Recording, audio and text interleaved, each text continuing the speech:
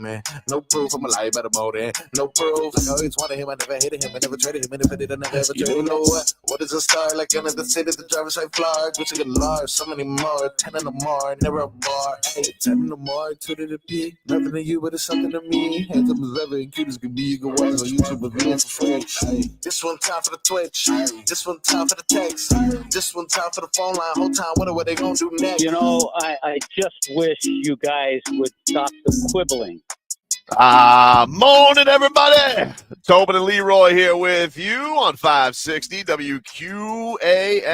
We are live in Las Vegas for one of our favorite things to do, Leroy, an old boxing radio row. Yes. We got David Benavidez, who we had in studio about a month ago, trains in Miami. He'll be taking on David Morrell in essentially what is a title eliminator. There's some interim belts on the line. There'll be some hardware that you see, but this is basically who gets to go fight for the undisputed championship probably by the end of the year is what I would say, Leroy, because you got Artur Beterbiev and David Bivol taking each other, Dimitri Bivol, taking each other on later next month. And whoever wins that, maybe there'll be a rubber match, but the idea is whoever wins this will be fighting for the undisputed 175 title probably by the end of the year. And they hate each other. The crazy thing about all this is if the fight is really good, then I think they run it back before. Maybe. You see what I'm saying? Maybe. It depends. If it's really good, like, because I think we want to see the big fights, not necessarily what they are for. And thanks to Floyd, thanks to Manny, thanks to all these guys who've, thanks to all these, big time boxers that just fight once or twice a year without fighting these guys. So when the up and comers fight, a lot of times they fight a couple of times because that's the action. This should be action. There's no doubt about that. You got two offensive fighters. Somebody going to walk into overhand right? I think it's impossible for this fight to be boring. I think this is impossible for this fight to be a boring fight. I think the big question really is going to be, and we can talk about the chili peppers later, Frog Boy. I'm always interested. Is going to be, is David Morrell stepping up onto a stage that he's not used to. He's been, mostly in undercards. He's, been small Showtime cards. David Benavidez has been on some big cards. He's obviously more used to the limelight a little bit, and then there's a question of, how are they both going to carry the weight? Because they're both 168 guys coming up here. We haven't really seen them to their full potential in this weight class, and they better be good because if either one of them want to beat the champ, well, you got two guys who are fighting next month who, are the creme de la creme. And that's on the outskirts of also David Benavidez has been chasing Canelo for the better part of 2 years too. Yeah. But Canelo's probably going to fight Terrence Crawford. So that's all. But that's it. See what I mean? It's about the fight, not what it's for. In a lot of cases, like that if the Terrence Crawford fight would be massive for regardless of what titles they hold, that would be a big fight, right? Yes. So I think if these two guys have an amazing fight, we might be asking to see that again instead of them now fighting for the title. Maybe. Because what are they going to do? Sit around and wait for Crawford and Canelo to fight? No, I think they're going to wait for the person they'll fight. There's a fight next month between Artur Beterbiev and Dimitri Bivol. So there's a final four. Which is for the undisputed title. Well, yeah, kind of. They're already the final two. Like those were the guys. They fought for the undisputed title. It was a very, very close match. Bivol, a lot of people thought won, but Beterbiev got the nod. Right. So they're rematching it. If Bivol wins, there could be a rubber match. If Beterbiev wins, that's one I would say. The one that's more likely to rematch is probably that fight. And then to what you're saying, if that's the case, then they got to find something to stay busy. Right. But with this matchup, I think they're more looking at it as a eliminator. Like, hey, I'm the guy. I'm the number one guy at 175, waiting for whoever beats and becomes undisputed champion. Probably more likely with Benavidez because Benavidez is, got, I think, more of the star power, the cachet. I think would be a big matchup. He can kind of talk it up, whereas Morrell is kind of new to the scene and whatnot. So it'll be. He hasn't fought a lot. No, he's only got like 11 fights. Right. 11 pro fights. Right. He's risen to the top very quickly from Cuba. Trained in Minnesota. Had a had a headliner in Minnesota. All right. So I don't know. That's that was. Oh, I mean, really? I would have assumed, immediately. I was like, oh, he's Cuban. He's got to train down here. And I would have thought right. immediately. Like that's the. I was like, oh, was he trained at Tropical Park? Like that's where the Muhammad Ali gym. That's or Fifth Street. Nope. Right. He's in cold ass Minnesota. Yeah. Crazy. I mean, I can't wait simply because like it's very rarely where a weight class is kind of just put out there on a plate for you. Mm-hmm. Like you can pretty much figure out the next few fights that are coming. Yeah. Right. And it's not going to be hard or difficult. The winners may fight, the losers may fight. And then you got the Canelo fight coming at some point. Mm-hmm. And like, so it's clear cut. The only way that somebody could screw it up, and here's what kills me about boxing. They'll have a fight, right? The guy will be the champ, and they'll call it a tune-up, but it's a payday. Yep. Before they have the rematch. And I hate that. Yeah, I get you, man. I get you. So let's get to some headlines here, which are brought to you by Doral Hyundai. Doral Hyundai, choose from over 1,300 new Hyundai miles in inventory of the Tucson, Sonata, and the Palisade. Remember, when it comes to Hyundai, the great deals are at Doral Hyundai. Did you catch that Heat game last night, Froggy? Unfortunately, I did. I was like, this is Canelo Ware's game. I bet out the over on points, rebounds. And immediately I was like, oh, this is not going to be good. Oh, it's not going to be good. Yeah, those guys are tall. They're big. Yeah. I thought we were big. They were big. They were big. They're big. I did see another promising game from Bam, though. Another promising game from Bam. Bam's playing a lot better. That's definitely. It could be what he's asked to do yet. Asked to do also. Yeah, no, I definitely think he's happy playing with Kalel and playing with the two bigs. He definitely feels like he's had a pep in his step the last few games. Yeah. His offense has been playing. He's been playing a lot of. Kalel just, look, you guys got to like. It's gonna be a learning curve. It's gonna be a learning curve. There's gonna be ugly performances. Which I just wish the learning curve had started early. That's all I would say. But it is what it is. It is what it is. It is what it is. It is what it is. Spo was but Spo. We'll hear from Spo. Spo was ornery last night. Oh, he was mad. Like, losing does that. Does? To him. Oh. Like, and here's the thing with him.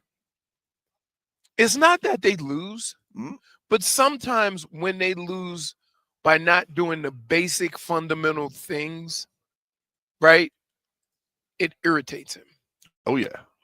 Oh, yeah. Panthers won last night over the Kings, 3-0. We'll get to that a little bit later on in the hour, but shutout by Sergei Bobrovsky, Dmitry Kulikov with his 1,000th career game.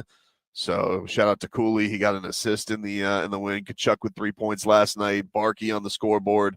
So we'll get. We do that in hockey and baseball. We don't do that in football. What? The little abbreviated names, the little nicknames. You don't do that in football? Not really. They call Tyreek Reek. Because his name is Tyreek. Name somebody you Cooley. I know Fangio Coop. Like when Amari Cooper catches the ball for the Bills, they go Coop. It's the same thing. Is it? It's the same thing. No. Yeah, it's the same thing. It's the same thing. No, but it just seems like they do it a lot more in hockey and baseball. They did it with Gronk. They just went Gronkowski too long. Gronkowski, Gronk. What's up, Gronk? I actually forgot Gronkowski was his last name. Yep. It's almost like he almost became like a comic book character. It really was. Not a smart one. Speaking of football, Dolphins yesterday at the Senior Bowl, Frog Boy. Ooh. Looking at some quarterbacks. Telling you. Quarterbacks? Jalen Milroe apparently met with the Miami Dolphins. Just hold on. What? What? Hold on. Let me say this. Bull, Alabama. Just because a team is interviewing a player, they're looking at him. They interview a lot of players. Yeah, they're looking at him. They interview a lot of players. They go like one day, let's interview some quarterbacks, let's interview some running backs. Like they just, it's not a big deal. Okay, well, let me But just. hold on. First of all, What?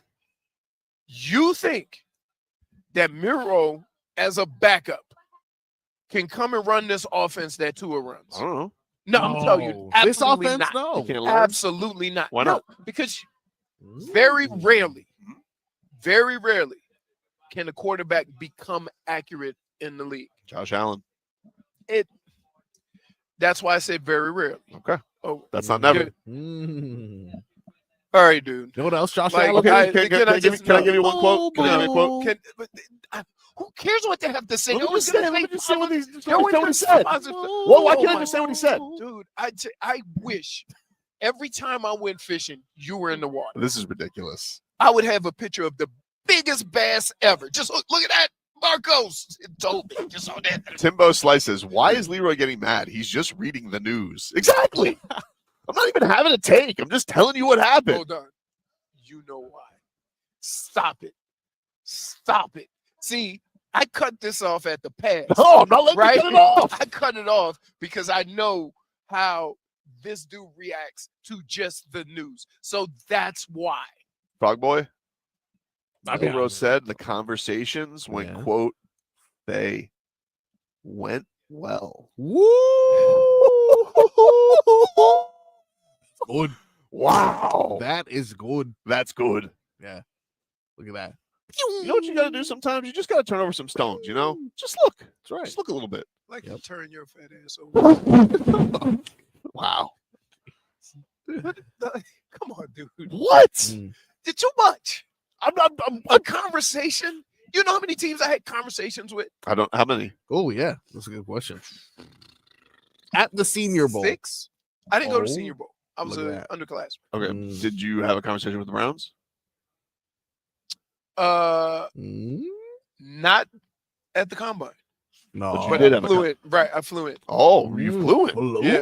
All right, so if he flies in, then can I say, then I give googly eyes? Sure. All right. Oh, okay. Hey, we got permission for But I Google. had conversations with Kansas City, Ooh. with Cheaters. Brian Schottenheimer's That was before Father. God. That was before God was on Kansas City side. That's right. yeah. Yeah. Before. New York, Mm. a couple other teams. So They all almost drafted you, though. I've talked Yep. to all of them. Yep. So yeah, almost. Also, But I ended up with the Browns. Now, if he comes here, Mm. if he comes to Miami, that is a different, like a different stage of this, right? That means they really want to have a sit-down conversation with him, walk him around, ask him some questions about football. They want to get into detail. But just having conversation at the Senior Bowl, it's just kicking the tires, right? It's like you have a conversation with everybody pretty much. look who's popped in at old 10:14. Oh, hello, Jennifer. Wow. It took forever to log on here, okay? Wait. Ah, the log on. You know what's even The crazier train about of that? computers. She didn't come. She didn't go into the station for us. Yeah. It's Thursday. Wait till he left. It's Thursday. Hobnobbing. Hey, by the way, did we get our new shipment yet? Just No. look down the Yeah, hall. go rattle some cages over there, JFig. Get us our Let me selfies. see. Okay, Yeah. I got Oh you. no, that's not for This me. one's the one that Tobin gave me yesterday. Green apple cherry. Yeah, that got a nice little kick to it. I want to find that. What is that? Um, Retro vibe? No, I got one at home. Oh, you did? Is it good? Yeah, I don't know. I haven't drank it yet All right. because I was going to drink it on the way to work, but then I forgot my wallet and it was just chaos. Also, a report came out yesterday that the co-main event for UFC 314 in Miami is going to be Alexandre Pantoja defending his flyweight title against Kai Kara France. How do you? Who? You have problems pronouncing enjoy, Mm, but you've never gotten a fight name wrong. Pantoja. Pantoja. So we got the flyweight title. That'll be the co-main. The rumor is Volkanovski. Oh, Jesus. That didn't help. too Whoa. much. My Okay. God. Volkanovski against Ilya Taporia. Yikes. I'm okay. Some water, please. I'm I'm surprised he gonna didn't go to the have cooler over a there. button to push. I don't. Yeah, I know. By Well- the way, I can't. No, you're not feeling the coffee. Ilya Volkanovski is supposed to be the main event. That's the rumor. Word on the street. And then we got Masvidal's return. Gilbert Burns is going to be on the card, although Poirier is not going to be on the card. I'm a little bummed about that. Crazy. I mean, maybe he's got something else in. I don't know. The mind, word is or- they're going back to Louisiana. Oh, That's what he's But having. he doesn't want to fight in this. He don't want to fight in New Orleans. He wants to fight He in the middle of he nowhere. wants to fight at the Cajun Dome. well, yeah. Let me just explain to you something about Louisiana. While it's right there, it's not right there, Hmm. and people ain't just gonna go to wherever Louisiana to see a fight. Not for their hometown hero. No, dude. I don't know, dude. I mean, they go to like Burning Man. Where the hell Would they is go that? to Smoothie King? Ooh. Yeah, that's in New Orleans. All right. You can make a weekend of it. By the way, Yeah. just to be clear, it's his fault Hmm. why you could hear my hair. Because you kept touching my mic. You should have left my mic alone. What's going on? It was fine. It wasn't caught up in the bushes Okay. of my hair. This And is then great. we'd All have you been hear done. is the bush. Jennifer, this is No, Jennifer. do not. His not- mic was Yeah, I know. I saw it. It was driving me crazy. No. That's where your mic was. It was right. And we're like, dude, it's supposed to be. And you're like, oh, just talk louder. It literally defeats the purpose of a microphone. I do remember that. I don't understand. We've been doing this a very long time, I know. and you keep fighting me on this. It's just awkward. I did He like. just likes fighting. But also, Leroy, you are glowing today. You look good. Yeah. You know what it is? I'm gonna tell you what it is. It was that sleep. Mhm. Oh, Hey, because we got in. It was only like 6:30 here. Yeah, man, Yeah, it was. that's right. We have no travel complaints. It was easy. And Nice. oh yeah, No even flip going to the flops? we got to our gate 2 hours before our flight. Oh, Wow. We Is that were your we were record? sitting at our gate before the show, damn near before the show ended. we had. That's how quick we got through. I've had young kids. Okay. Oh my we goodness. had Dude, the wait. worst No, children no. Not on the plane. Okay, in the, okay, in the okay. waiting area. in the And, gate, Oh. in the And then- gated area. and then guess what we heard? Hey mate, you need to get control of those kids. Some dude, some dude from some Australia. Australian guy is like, that's not parenting. Oh, You're okay. right. Stop. But the problem was they didn't speak English. Right. Wow. Right. So wait, and then guess what Dum Dum goes? You know he does his thing. He likes Did the you- accent. Did you redo? Right. So Great, great. we're like, so all the people around there going, Don't make Australia. everybody's hate going, us. everybody's shaking their head because this kid is like, no. It was- And he It runs was a blood curdling scream. It was like, Yes. oh, and it went on for like a good 6 minutes, just straight. Finally, they just left. I don't know where they went, right. but the Australian was very angry. And what I wanted to tell him was, just pretend you're Bluey. Okay. Yeah. Is that You think he the knows who show or Bluey is? something? I don't know what that is. I think Oh, all it's- Australians have to know what Bluey is. I No, think when it- you're Australian, you need to know Crocodile Hunter, Yeah. Bluey, and Crocodile Dundee. That's not a knife. No, Bluey is like That's- government. And who's the group that sings Down Under? Oh, Men at Work. Men at Work. You got to know Men at Work. That's probably number 5 on the list. Bluey number 1, guaranteed. Right now. No. Yeah. Oh, Right now. power rankings? Yeah. Yeah. Right now. for Really? sure. Yeah, oh, yeah. There's a new sheriff in town. Her name is Bluey. Yeah. So you Wow. had a good check-in and everything, TSA. Mhm. spoke Oh yeah. about where Yeah, he was you waiting for flip-flops. for me. Yep. Smooth. He was waiting for Waiting you. for What you. a Yeah, turn of because events. well, Slowpoke. you know, the line was not long. I mean, Okay, we zipped through okay. like it was no line. It Mm. was awesome. And Yeah, then you can do anything when you we leave. got here, and then we had to make we had to make a stop. Did you Uh-oh. guys go on the way to the fast hotel. food? Oh wait. No, Oh, in and Which way out. to stop? Okay. Wait, In and out. We went to In and Yeah. Out. Animals. Right. aisle. We were not in and out. We were not In and Out. We were very Here, in. think about this. Here's me and Tobin ordered at the same time. Mm. Yeah. He gets his food, he's waiting. I have my numbers like 86. I hear 86. 87. Order a 91. Okay. A guy has ordered 90 and he's feeding a family of 12. Right? And I'm like, hey man, what are we doing? I'm 86. He was 87. Yeah. And he's sitting there, his fries That getting happened cold. to you. Right. And I'm like sitting there going, like, what What is Tobin going? waited for you to eat. That's so sweet. What was God- did No, they we give didn't you eat sushi? there. We were. I ended The up cabbie was outside. Well, I'll tell We you- stopped on the way. That's I not ended good. up eating in the check-in line because Right, oh. it was taking forever. We had some Oh, angry good. leprechaun in front of us. Leprechaun too. just- You guys are- Oh, you guys are JFig, interesting he looked like stories Conor McGregor's all the grandfather. time. Dude, Okay. he would, and he like. There's not a whole, but what I don't understand. Here's what I can't understand. You give him a credit card, you give him an ID, you're Smooth. checking. Yeah. Why is there so much explanation and explaining going on? Not as infuriating as there being 7 people there and only one of them is checking you in. There's literally 7 people behind the counter and one person checking people in. I think, And one lady with a clipboard. I'm like, does that clipboard say need more help? Because, like, what the hell? oh man. All right, we'll take a break here on the show. When we come back, we will get into a little Miami Heat. Miami Heat get Yeah. thumped by the Cavs yesterday. Erik Spoelstra, none too pleased. Plus, we will find out tonight if Tyler Herro makes the All-Star team. Oh. Back after this.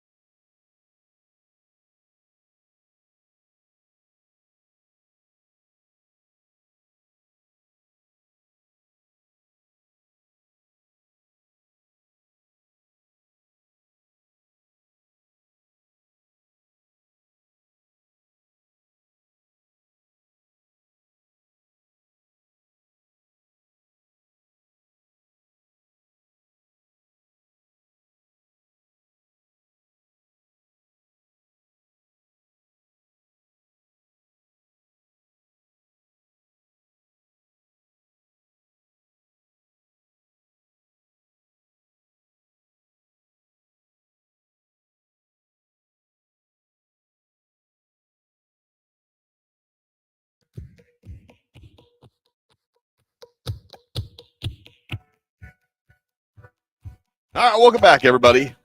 Tobin and Leroy here with you, 560 WQAM, streaming live on YouTube and Twitch.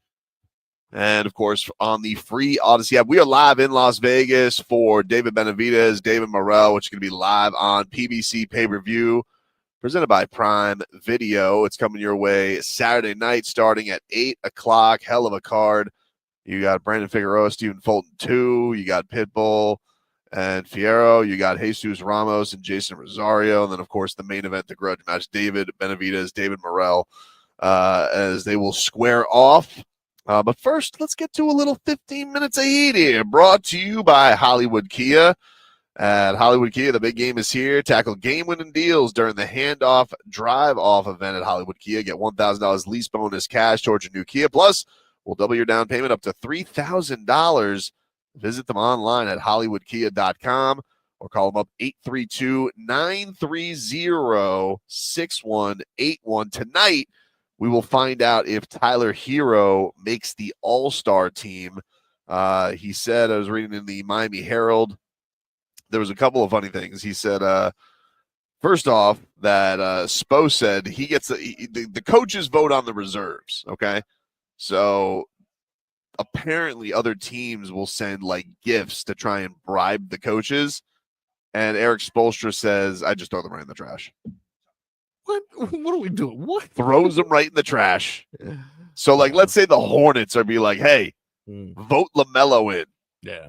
Here's a LaMelo montage. Spo throws that right in the garbage. Okay, well then And he good. doesn't lobby. He won't like tell other teams, hey, vote for Tyler Herro. He's like, I don't do that. I don't do this. So if we don't, hey, listen, Tyler, if you don't make it, blame Spo. He doesn't want to play the political game. I've seen. I remember when Chris Bosh was a Raptor, and he made like this video where he was like advertising himself. I've seen people advertise himself. You think if Tyler did a little call up Jack Harlow, see if we can do a little something, you know? Well, I mean, he finished really low in the fan voting, which was disappointing for sure. And I don't really understand why that was the case. Like, he was behind Jordan Poole on some of these, which I'm guessing is just Warriors remnants. Yeah. But yeah, the coaches do have to, like, his path is the coaches. You would hope that, you know, knowing how much the game plan is to shut him down, which is even what the Cavs said last night. Like, we were making sure Duncan Robinson and Tyler Herro could not shoot threes yesterday. That was our game plan. Yeah. So I'm hopeful. I'm hopeful that he's able to get in. The problem he's facing is it's a pretty stacked backcourt in the East that he's got to try and, you know, crack. So they vote 3 front court guys, 2 guards, and then 2 guys regardless of position. So we'll see what happens. But Tyler said, and this is from Anthony Chang in the Miami Herald, I'm pretty anxious. I ain't gonna lie. He says, I feel almost like I'm going.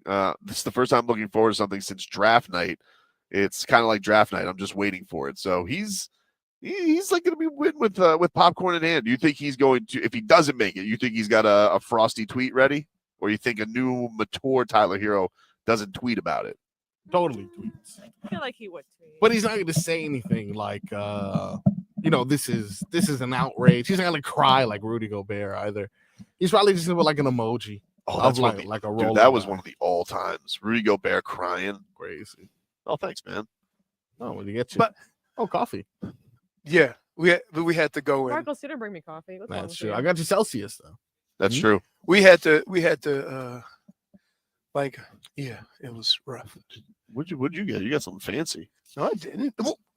That's fancy Hold- food. Hold on. Yeah. Hold on. That's got like layers. No, layers. that's a frappuccino. Hold on.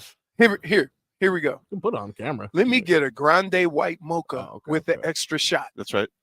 And he says, that's you what got something ordered. fancy. Okay, well that's what you ordered though. Wow, That is you what I have ordered. special Okay. orders. Yeah, I just gotta. But I can't see mine. Mine is just in a Yeah. standard Starbucks cup. Yeah. Yours has like layers. It looks like Let me she see. like Let me see pureed that. it. Oh, I got Yours is caramel. what, right? I got caramel macchiato, but I got it ice. That's it. Same amount of words as your fancy. Okay, sorry, Mr. White Mocha. Far from the days of the gridiron. Now Who we're doesn't getting love an intangibles mocha? macchiatos. Huh? Who doesn't love? Yeah, I should have said that to the lady. Should be Let the me third. get intangibles Mocha. Schmieden says they flew these boys halfway across the country just to have them in a mock closet. No. We actually are. We're in a ballroom, Schmieden. It just doesn't look very exciting behind us. But I'll flip this for the audience so you guys can get a little. Like it is French. You guys are nice for center too. This is over here to your right. You see those doors over there? Yeah. That was the scene of the crime last time we were here. Right. Oh, so Where the guy held the towel up over here, but he was changing over here. Yep. Right. 7. Oh my, even more chandeliers. I lost count of the A lot of chandeliers, dude. I'm telling you. No, it's a big room. I'm telling you. We're just up against. Here's what. At some point, we'll have a banner behind us. Eventually, But they put them up today. Yeah, they put them up. Look. They're like they usually are like stands, but they're like hanging down. They're hanging down. But the other thing is they've like, leveled up. They'll come and change, like, and they'll put a banner, like they'll bring one of those banners and put it behind us or whatever. But nobody's here. Yeah, there's nobody. Like it's 7 in the Except morning. radio shows. Well, There's a lot of radio shows here. More radio shows than we had last time. Yeah, definitely, which is strange for Canelo. And kudos to them. Mhm. They had little breakfast, Oh yeah, little muffins and danishes and stuff out. but not Fruit. not fancy enough for old macchiato over here. Did you not eat? Wait. You didn't like it? What's going on? Caramel macchiato. Did you say caramel or caramel? Caramel. Oh, no. Caramel? Yeah. So You dude just mix them up. next to us, Mhm. he said, "Hey, how do you pronounce the Russian's name?" I said, "Mm-mm." I said, "That's good." I'm like, So the Heat got blasted yesterday. I did watch it on the plane. I did not. I got to tell you. Yep. You know how they have the in-flight stuff you could watch? Yep. Yeah. So I'm kicking the tires and I'm like, you know what? Everybody's been talking about this Penguin. I'm gonna start watching the Penguin. Oh, All right. Gotta tell you. Is it good? Yes. Penguin was good. Yes. The dude is like what's his name? Finger from Littlefinger. Like he just does whatever he can and he manipulates everybody. He's got the drug What is this about exactly? the Penguin. He's one of the villains from Batman. Yeah, but his name in this show is Oz Cobb. Oz something. Oz. Wizard. And Wicked? and so Oswald he just, Cobblepot. Were you watching Wicked? is Oz Cobb. That's it. So in like he is a smooth talker that gets himself out of everything while manipulating it's crazy. Like he's had more guns to his face that he's talked his way out of. Like he's like, "Oh, you're gonna shoot me. You don't want to make money then." Nothing like a guy who could talk away from getting a gun in his face. That was Ozark's big thing too. Yes, that's very similar. Mhm. Except he was only dealing with one drug boss. Mhm. This guy has the mob families. He's manipulating the family so they start going after each other. Yeah. Well, the Heat last night, they could have used the Penguin in the paint because they gave up a boatload of points in the paint last they night. had the Penguin in the paint. That's why they gave up a boatload, Dude. And Erik Spoelstra, he was asked about the idea of the Heat going with two bigs. The Cavs are kind of the signature team in the league with this, with Jared Allen and Evan Mobley, who was awesome last night. Not as good. I mean, Spider was the best player on the floor by a long shot. But he does that a lot. he's good. Yeah. But what? I did. You called him a bum the second he went to Cleveland. I didn't call him a bum. I just said he was gutless. You know he got traded there, right? Mm-hmm. Right. Mm-hmm. That's what they want you to believe.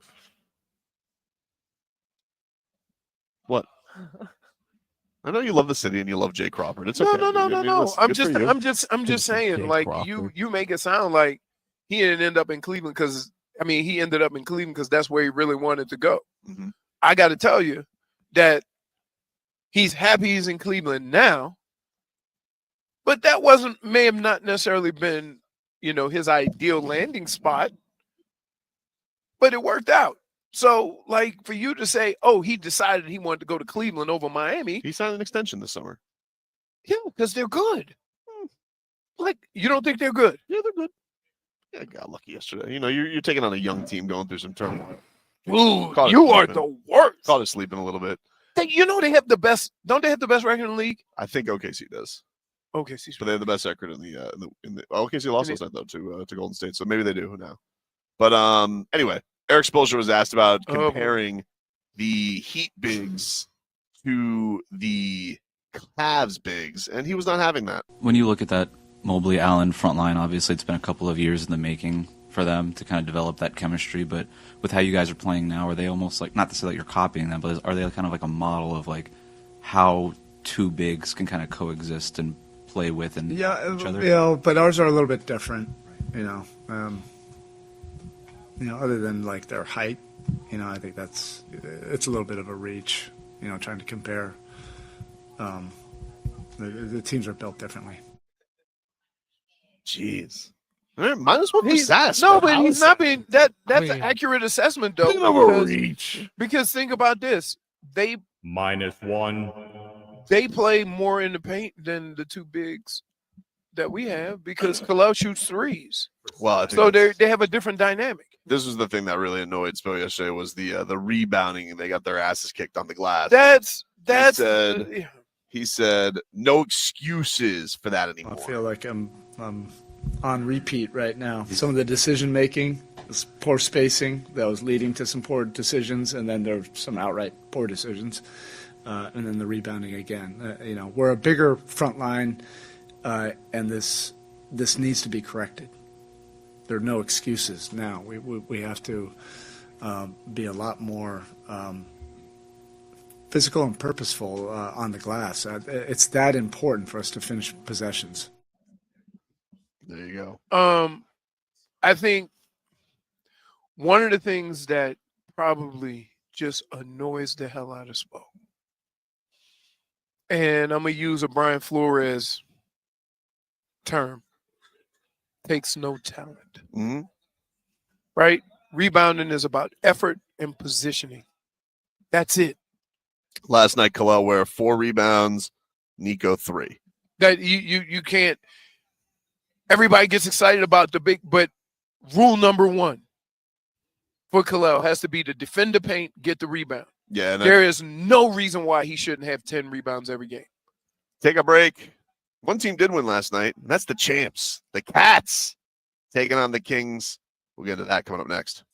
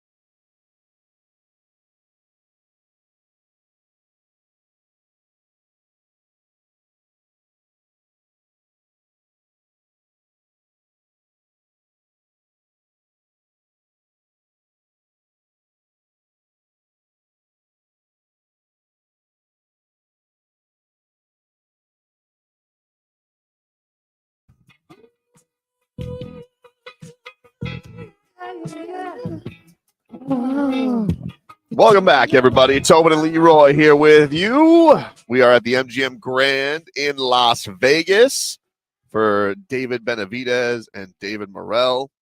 By the way, shout out to the New York Hotel and Casino for hosting us this week. I got a nice view this time. I was telling the crew. I actually get to see the arena. Usually I'm looking at air conditioners. Yeah, me too. I can see the arena and the roller coaster. Are you gonna ride the roller coaster? Come on. No. Hey, First of all, listen. please, for me. Here's why. That sounds like some bootleg stuff that you would see at a church fair. I'm not just going to ride random roller coaster. I need to be in a theme park. But is it random or is it always there? It's always there. So then, And it goes random? around and up and like, it's cool, but I ain't about that life. I ain't about that. I want to do the and- line and- the old strip. And keep in mind, yeah. wait, keep in mind, it's also 35 degrees. That's It even is better. chilly. It's And very, outdoors, It's very cold. huh? And I would have to go with Tobin. If that thing starts leaking, we all in trouble. Jeez. Let's get to our road to repeat here, which is brought to us by our friends over at Celsius. Hockey fans, don't sit this one out.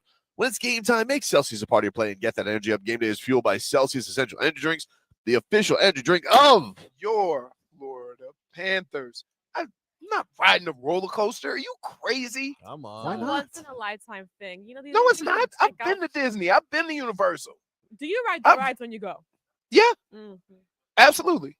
I wanna did. see I that. do the Hulk. I do the Hulk a bunch of times. I don't do that rip rock and rocket thing though. That was That fun. straight up. No, That was no, fun. we ain't playing with that. I like that. Let's see. I do the Harry Potter when your feet are dangling. I do probably 4 or 5 rides. Like I don't. like, 5? No, you gotta do the whole park. Huh? You gotta do the whole park. I ain't got time for all that. Like I have the fast pass and everything, and you're still waiting 45 minutes for each ride. So you go, you ride a couple of rides, you have lunch, you walk around, you see some stuff, you take the Harry Potter train to the other side, right? What's wrong? nothing. I was letting you roll, baby. Do the Panthers win last night. They beat the Kings 3-0. Dmitry Kulikov's 1,000th career NHL game. They were all celebrating his milestone yesterday. And got in on the action. We had a Sam Bennett goal to put the Cats up 1-0. Here was Blagans. Over that far side, Gavrikov around the inboards, Dowdy back in around far side. Gavrikov there up the far side, didn't clear it by Kulikov, rolled out in front, a chance, and they score. Sam Bennett set up beautifully out in front by Matthew Tkachuk, and the Panthers take a 1-0 lead less than 5 minutes in. There you go. Cats getting out to it. And, man, they were peppered in that first period. They really were, but still it was only a 1-0 game. So It's weird how that works, man. Sometimes, even when it's on the other end, sometimes the Panthers can't get the puck out of their own zone, right? And oh my goodness, Bob just gets peppered, and then you look up and it's nothing, and you're like, you survived that. There's no like all the time. I mean, man, that's what makes hockey exciting, but it's better live. Right? When you see all that action live, you're on the edge of your seat constantly. When you're at home, you don't feel that. well, it was a performance yesterday. Bob gets the shutout, 29 saves, but Kemper on the other side, he was really good too. I mean, he had 36 saves on 38 shots.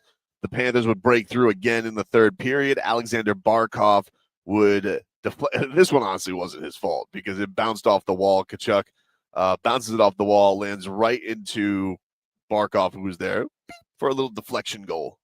Barkov will take the draw against Kopitar. 5-on-3 in a short one. Panthers have it. Reinhart, Tkachuk walks in, shot is wide, poked in, and they score. It bounced off the inboards right to the captain, Alexander Barkov. A power play goal, and the Panthers extend their lead to 2-0.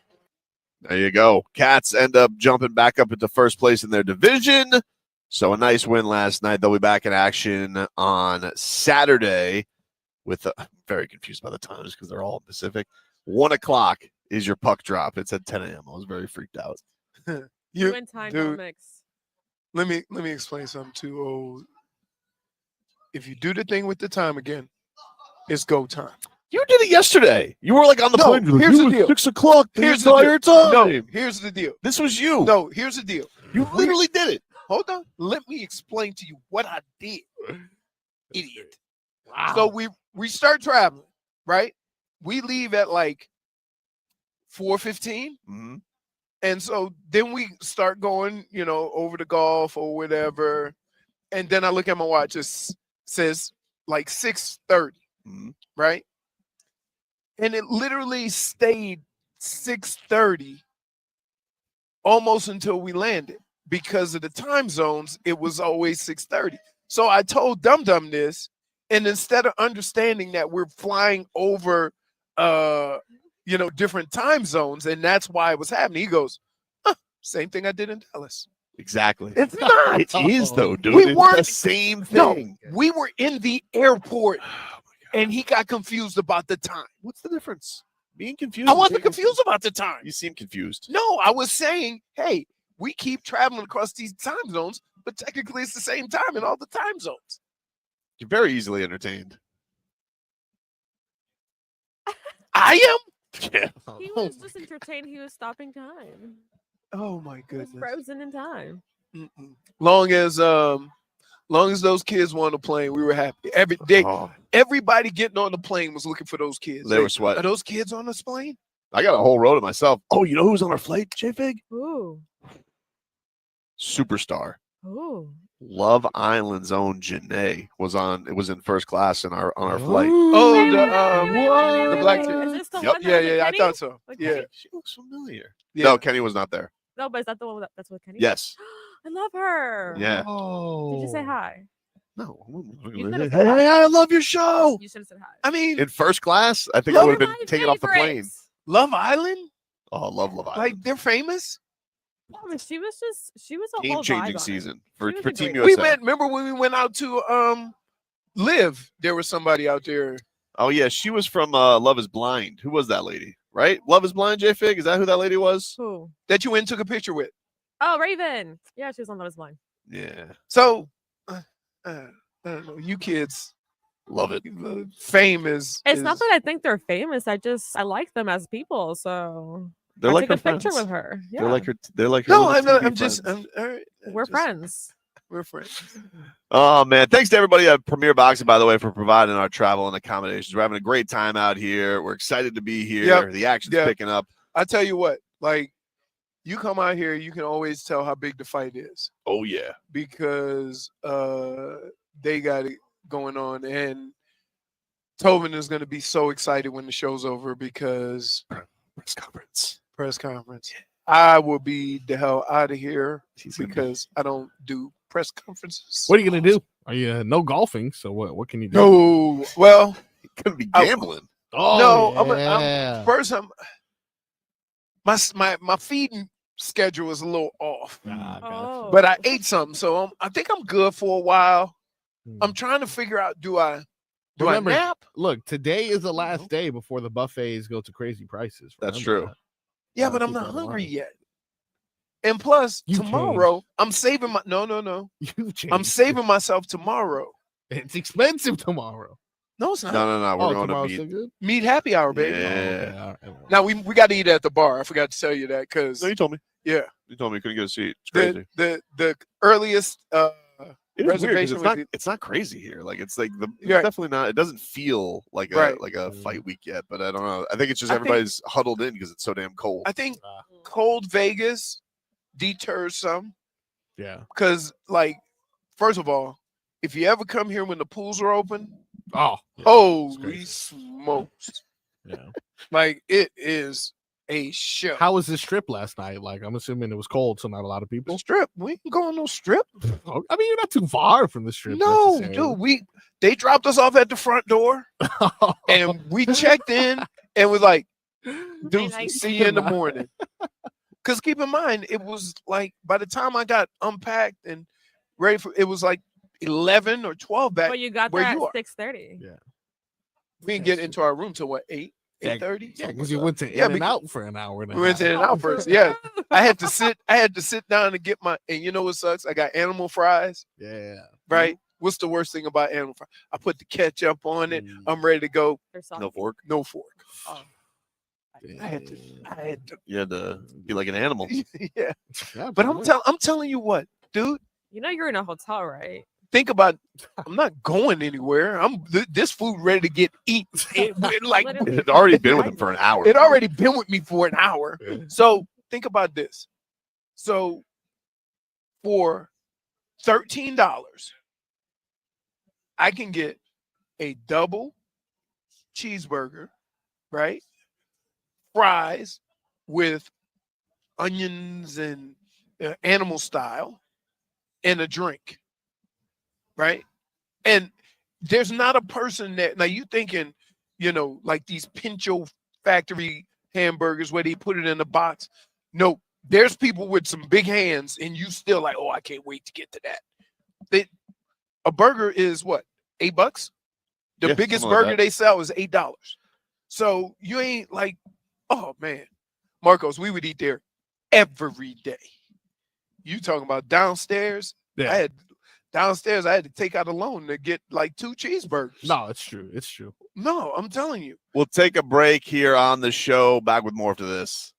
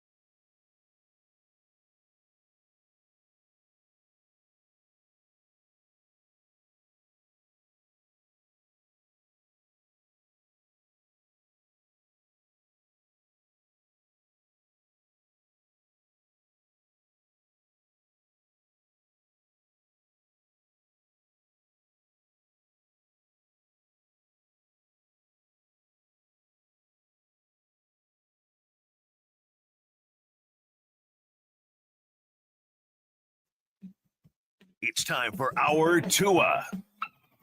It's our Tua. It's our Tua. It's our Tua. Tua, Tua, Tua. Tonga Vailoa.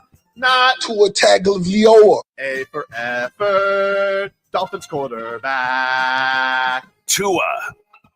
It's our Tua. It's our Tua. Tua. Tua, Tua, Tua. Tua, Tua, Tua. Go to hell. Tonga Vailoa. Dolphins quarterback. Daddy loves you guys. Our Tua with Tobin and Leroy. Check the history of food. Our Tua of the program, ladies and gentlemen. Tobin and Leroy. We are live from Las Vegas at the MGM Grand. We are here for David Benavidez, David Morrell, which is live on pay-per-view on Saturday, this February 1st. The card starts at 8 o'clock Eastern time, and it is presented by Prime Video. And thank you, of course, to Premier Boxing Champions for having us out here for their travel and accommodations. We're excited about it. We're staying at New York, having a good time. Let us get to our headlines, which are brought to you by Doral Hyundai. Doral Hyundai, choose over 1,300 new Hyundai miles in inventory, like the Tucson, the Sonata, and the Palisade. Remember, when it comes to Hyundai, the great deals are at Doral Hyundai. So yesterday at the Senior Bowl, not only Here we go. did the Dolphins meet with Alabama quarterback Jalen Milroe, who said that the talks went well. I mean, here, please just bear with me for a second. Have you ever heard about talks with a player and they go, you know what? Didn't go well. Have you ever heard that? Des Bryant. Well, that's because Des Bryant. Boxton. no, I'm not boxing. Got you, dude. And you wait. Scott. You didn't hear. Wait. Scott, Time okay. out. All right. You didn't hear about that until after. I heard about it, though. Heard about it. After I heard the about fact. it, though.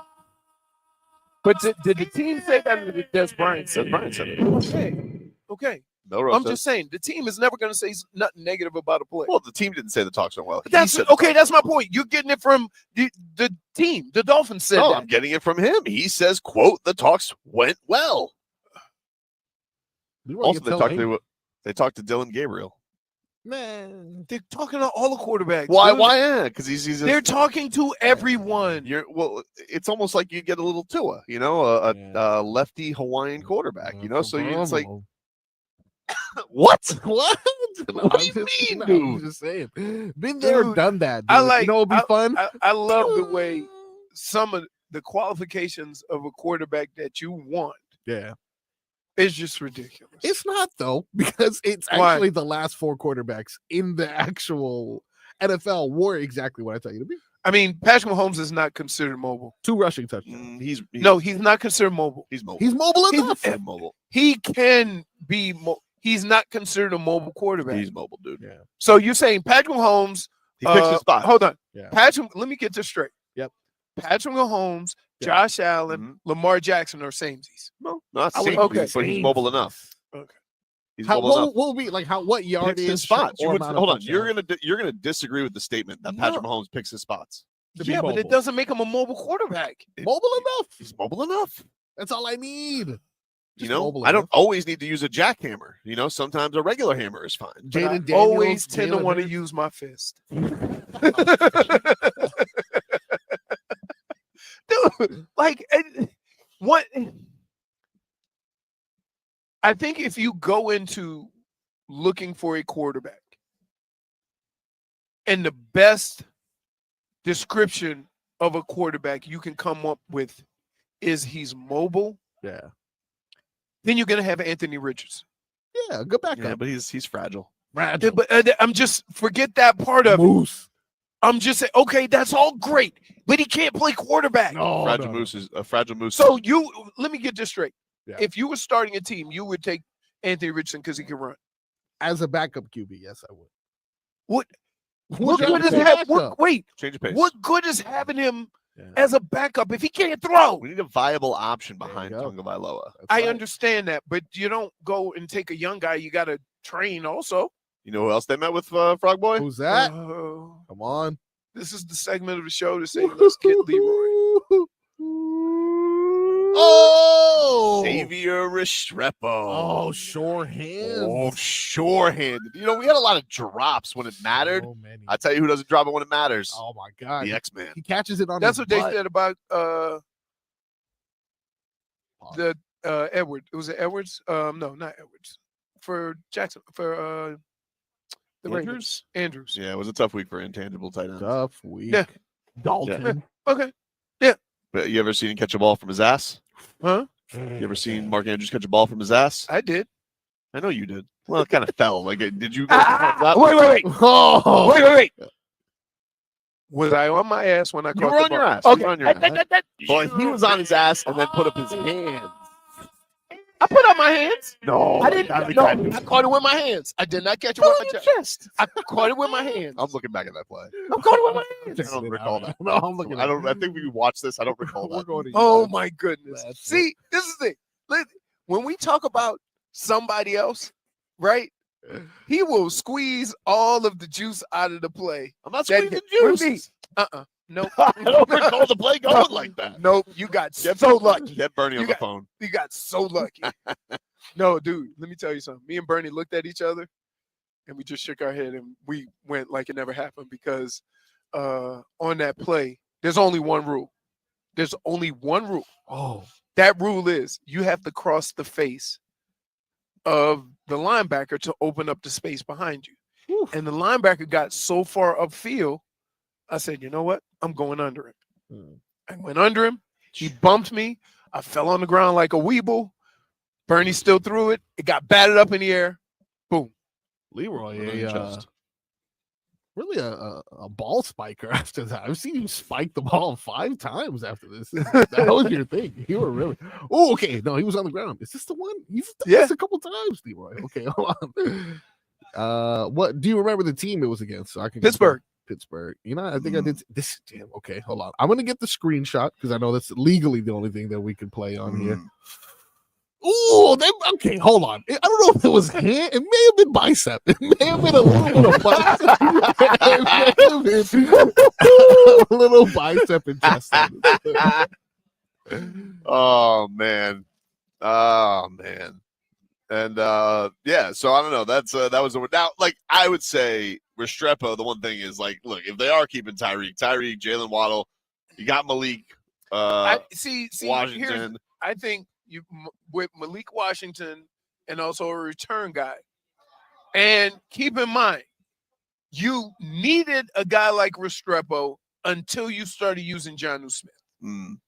Right now, you have that combination of 2 outside guys, an inside guy that makes plays, and then your tight end using the middle of the field. So They just need a guy who's like 6'3". They do. I got it, but that's what Jonnu is. Yeah. But I will say this: football's very cyclical because you remember when Randy Moss and Megatron and all these guys were playing. Everybody wanted a receiver that was 6'3", right? Then all of a sudden, Tyreek and a lot of these really fast guys came out. Then everybody started getting, let's get the ball in their hands. Let's get the ball quick or whatever. It's cyclical in that it'll go back and forth. So, like, now I think the new thing is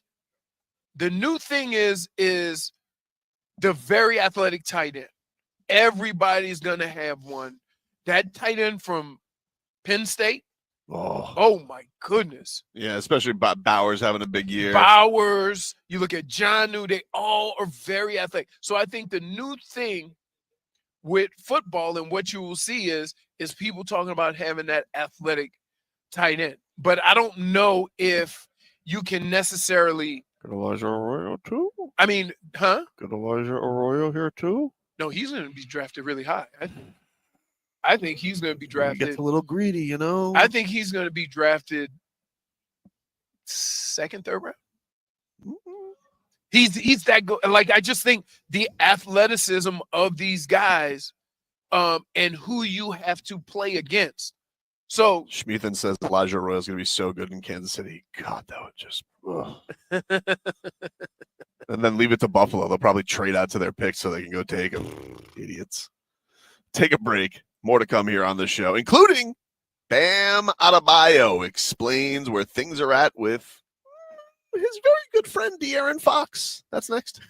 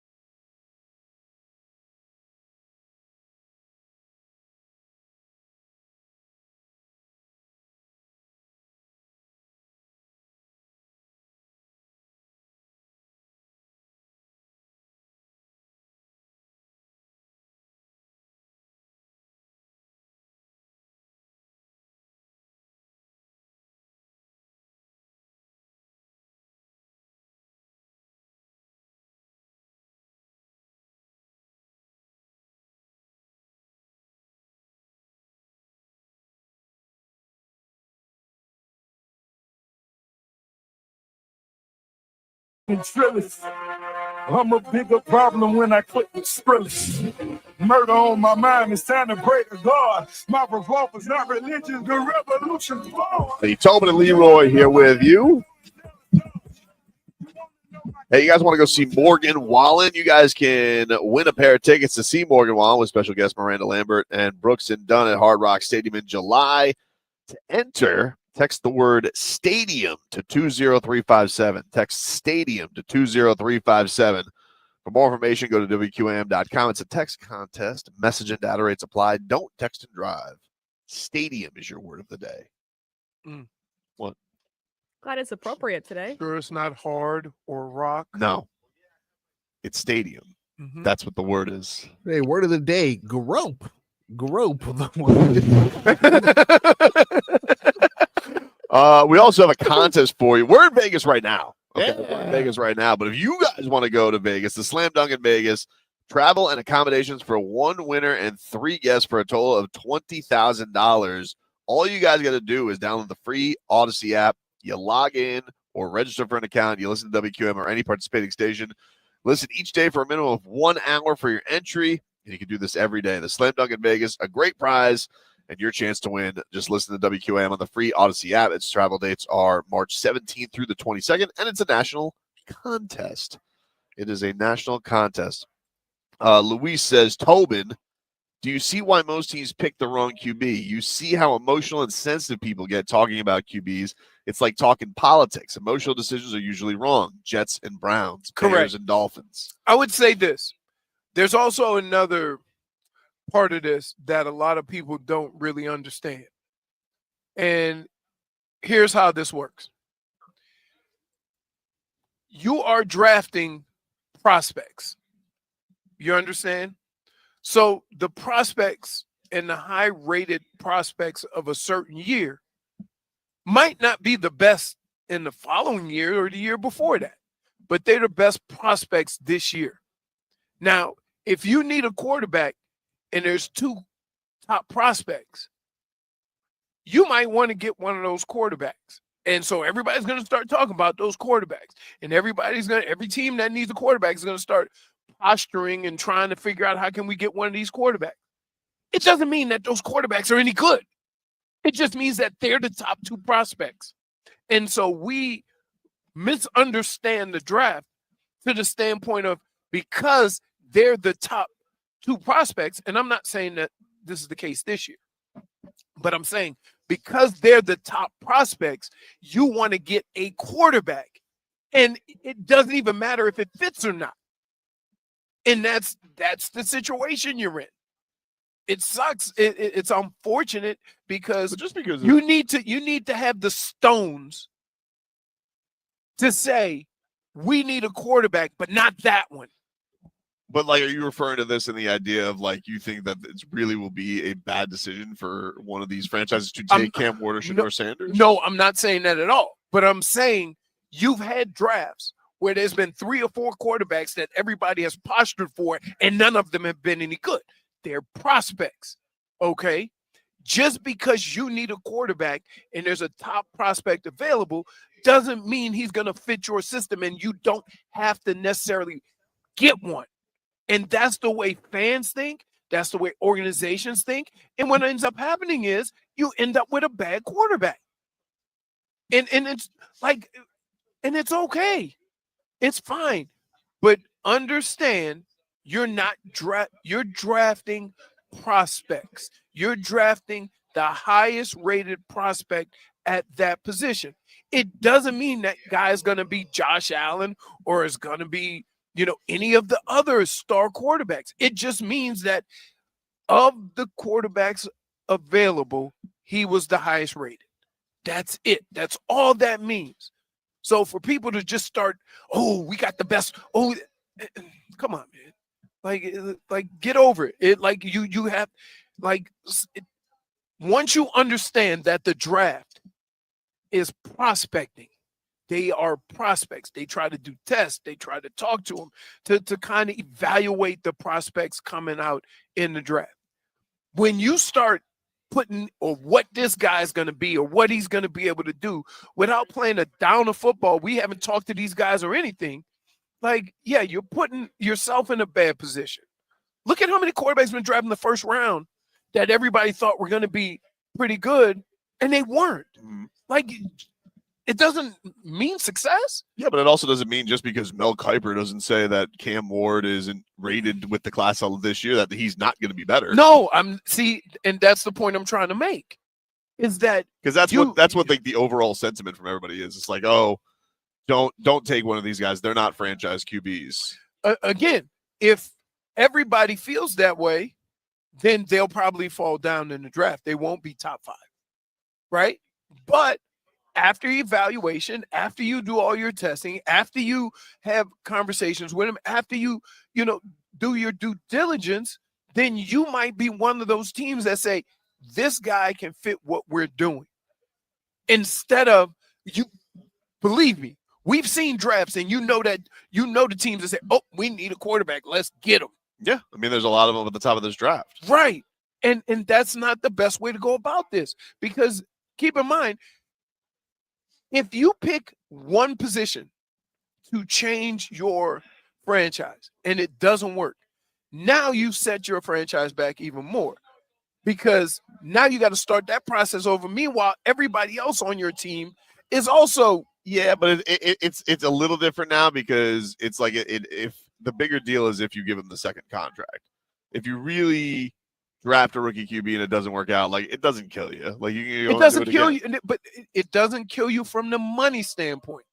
But it does kill you from the standpoint of being able to build a team that's sustainable, because you've invested so much in this one guy that probably maybe you shouldn't have picked that high. Yeah, but again, like, I don't think the investment, it's not like Sam Bradford back in the day where you had to give a guy $50 million guaranteed, sure, and you were like pot committed on the guy. Like, right. Guys will just admit, like, oh, 1 year in, we're done. I mean, the Bears did it with Justin Fields. Bears did it with Justin Fields, Trey Lance. Right, but also it helped that they had another guy that came in to start balling. Cardinals and Rosen, they were wrapped up a ship. And but see, and my whole point is this. If you're making that determination that quick, then the mistake was made by drafting him in the first place. You see what I'm saying? Like, you can't be considered a good GM if you make that decision a bunch of times, right? It means you probably shouldn't be picking quarterbacks. If you keep picking a quarterback in the first round and it doesn't work, even though it doesn't cost you, it may not cost you monetarily, but it's going to cost you as far as building your team and being able to put a contender out there for a long period of time, because those picks could have gone to somebody else who was actually either higher rated or could fill a need at a need position on your team, and a guy that might, like, every position on the field except quarterback, right, can play a long period of time even if he don't work out like you want him to. So you can move an offensive lineman around, right? You might have, a wide receiver that can return kicks, or but sometimes that bites you in the ass too, like we saw that with Eichenberg. And I don't mean to, like, bully on it. No. Sometimes you draft a guy high and you almost try and force it to work. Right, but again, if you did that at quarterback instead of offensive lineman, you'd be worse off. Just to make a guy work out, right? Yeah, I get you. But Evan says, I can't wait for Miami to release Tua or trade him in a year or two, go to the NFC, and then he wins the Super Bowl. That has been. It feels like once you get out of here, it does feel like you have a lucky horseshoe. I would just say to everybody, I'll explain why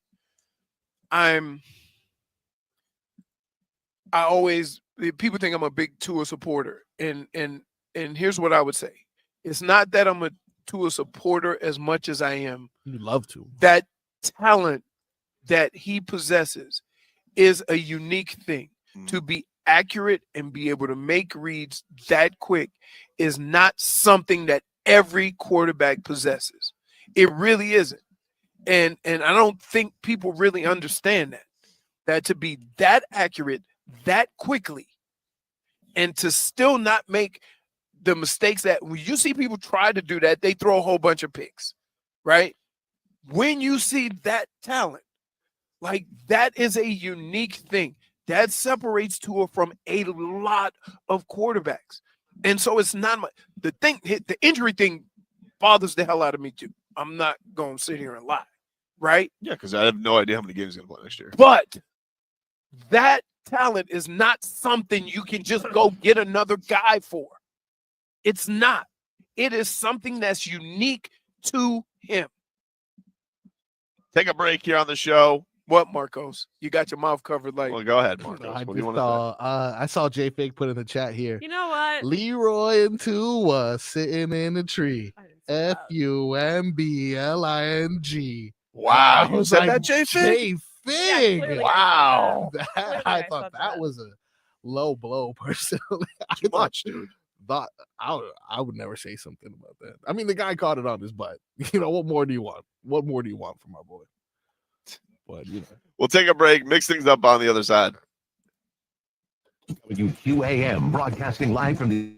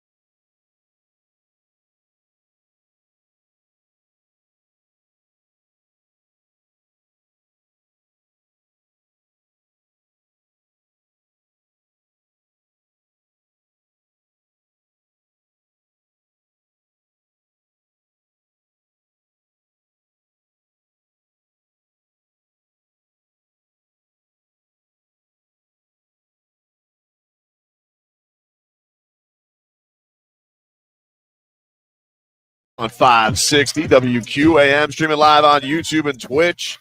The channel, Miami 560 WQAM. Take you guys up until 2. Where's JFig? She's hobnobbing there, Frog Boy. She is hobnobbing, looking for snacks. She gets upset when she comes into work, and for some reason, no one brought her snacks. Oh, you know what? That is true. She gets, as the people say, she gets hangry. Angry. Yeah, especially now that she has that championship clout from the Lava's dominant victory. You're really, you don't get to take a ring for that, dude. Like, that's not how it's going to work. That's how it works. No, that's not how it's going to work. For sure. You weren't even in the same state. Yeah, because I couldn't, because the best players couldn't play. This was a sacrifice I made for my team. Unbelievable. Yeah, this is unbelievable. If I don't get a ring, then when the Heat win the championship this year, Drew Smith doesn't get a ring. Well, technically, technically, Drew Smith would get a ring. Why? Because he's on the IR, but he's on the team. Mm-hmm. Yeah, I'm on the team. You weren't on the team. Oh, you I'm were on no the show. team. I am the team. You know what you no were? Show, dude. Wow, You were Jimmy Butler. Yep. Mr. Flight. I told them that I'll meet Frog face coffee. I'll meet them. And furthermore, yeah, team won a chip when you decided not to show up. No, that's not fair. All right, the same thing Locker happened to room Carson cancer. Wentz, and you guys try to run him out of the building, and it wasn't Wentz's fault. He'd And say Nick you're Foles- not. Marcos isn't on the IR. He's on the IBS. Oh, man. We're out here for David Benavidez, David Morrell. They got the press conference is going to come up after our show today. I'm sticking around for shenanigans. Of course you are. Oh, yeah. Of We'll course speak you are. to the great Jim Lampley next hour, legendary Oh, boxing yeah. broadcaster. Very excited about that. Yeah. Nobody calls the blow-by-blow better than Lamps. I miss him so much on HBO Boxing. It's funny because there's a handful of voices you associate with a sport. Yep. Right. And his voice you associate with boxing. So if you heard him saying anything, you're like, oh, who's fighting? Mhm. Right. Crazy. And thanks again to Premier Boxing Champions for providing our travel and accommodations, and to New York for hosting us this week. Very exciting times out here. It is time, though, to mix it on up, dude. What do we got here, Froggy? Not the instrumental, because I'm not prepared. But what if you give me 2 seconds to do this? The mixed bag is brought to you by Frog Boys Asterisk Ring. No, okay, He didn't earn it. No, wait. There is no ass. Look, JFig will explain. She'll stand up for me. She understands the turmoil. I don't know. I don't know. With JFig hungry, a lot of the stands you think she's gonna take, she can swerve. Yeah, she can swerve. She can swerve. This She's not in a good place right You now. don't want to see me swerve. So wait, Jennifer, like you came at 10:30, you could have stopped. to get some food. Got No, got your little she doesn't tasty double something. down. Like yesterday, you strolled in here at 10:19 with a cup of coffee. With a Who, cup me? Of, yeah, that makes Yeah, sense. but he- Well, no. That's Cup of Wallen. water. No. Time thing. Listen. All right. Here's what happened. Got your boy back At like there. 9:15, Yeah. I called Tobes. Yeah. Yo, I left my wallet at home. I'm turning around to go get it. I was getting gas by the station. So I had to drive all the way home and come back. While you were already here? Pretty much just getting gas around the corner. Like on like 27th or 37th or something, 22nd, because that's where the cheap gas is. Now, obviously, you can't trust it with your wallet, but you know nowadays Uber will deliver stuff for you. But Not my wallet. Yeah, I wouldn't can know. understand. They'll get stuff for you. Wow. Yeah, like if, like for example, you left like I don't know your Stanley Cup at home, and you're like, oh, I really need my hooch. While I I'm would at work. never do that. I would never have an Uber driver go into my house and be like, "Can you get this?" No, he's not gonna go in your house. Potentially, your wife is home. They hand it to him, or Oh. you leave like a package in front of your home. But I mean, I don't know. I It gets still wouldn't want that. it's very sketchy. No. when things like that happen. Dude. No, like, I'm just throwing suggestions out there, dude. Terrible No, the suggestion. best suggestion was me going home and getting my wallet. All So right, what do you got today in the mixed bag there, Froggius? Bam Adebayo. Oh, wow. Yeah, a little bit of tall time for you. Although yesterday we lost, he did have another stellar performance for our guy. Maybe he's turning things around. Unfortunately, Ware did not have the game we expected, especially when he put 3 from parlays on this guy. Did not work out well. But Bam says here, it is a work in progress playing together. This is Bam Adebayo. Just getting great spacing. Obviously, like I said, it's a work in progress. It's been a small sample size, so we got to work through it. You know, everybody's gonna point to that because it's like, oh, that's the glaring, because that's supposed to be the fix. You know, it's gonna be ups and downs to this. So for us, is really continue to stay confident, and here he is. It'll work. I think it's a great way to put it. Like it's what the leader of the team should say. Like, look, this kid is a kid. We're just starting this. There was their six start together. Yeah, that's nothing. Here's the other thing, is that, and I tell you this all the time, there is nobody who should understand what Canelo is going through more than Bam, who went through the same process. So he has to understand it, pass that information on to Canelo, and they fight, they get through it together. Like, fans aren't as sympathetic to a 20-year-old having a new job. They're just not. And so, but you expect the players and the coaches, like, there's certain things that Spo will get upset about, and there's certain things he won't, if you notice. Mm-hmm. Like, the rebounding thing is an effort thing. That ain't got nothing to do with being 20, new to the league or whatever. That's a positioning thing only. So he gets upset about that. That's the only thing he gets upset about with Canelo is rebounding.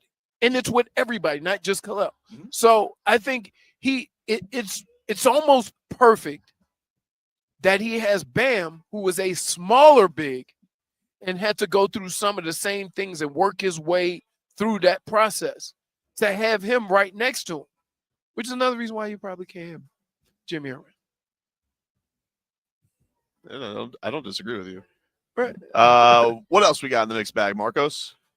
A man who deserves an apology from you guys, potentially also turning things around. Terry Rozier, dude. He did have a good game yesterday. Yes, he did. He still can't shoot a lick, but he got to the rim. Remember when he first came in, he was taking those step back threes, and everybody was like, "Ooh!" And then, I don't know. You know, they didn't have a good game yesterday.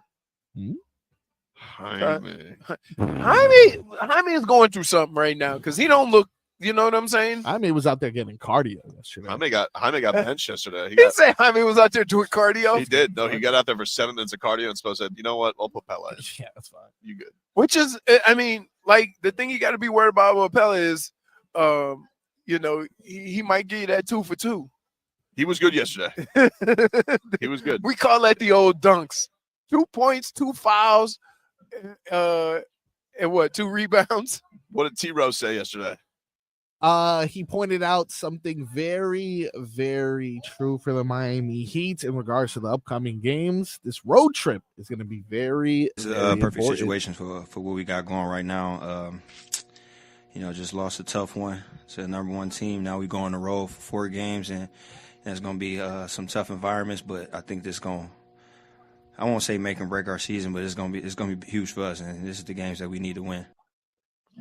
It's definitely not going to make or break their season. Hey, so I can say for sure it's not going to make or break their season. But, yeah, they're going to be on the road a lot this month. They only have 3 home games in the month of February. Wow. They have, I think it's San Antonio Saturday, and then on Tuesday it's either Chicago, Philly, or Philly, Chicago, and then Brooklyn. And then they come back for Boston, and then they go back onto the road.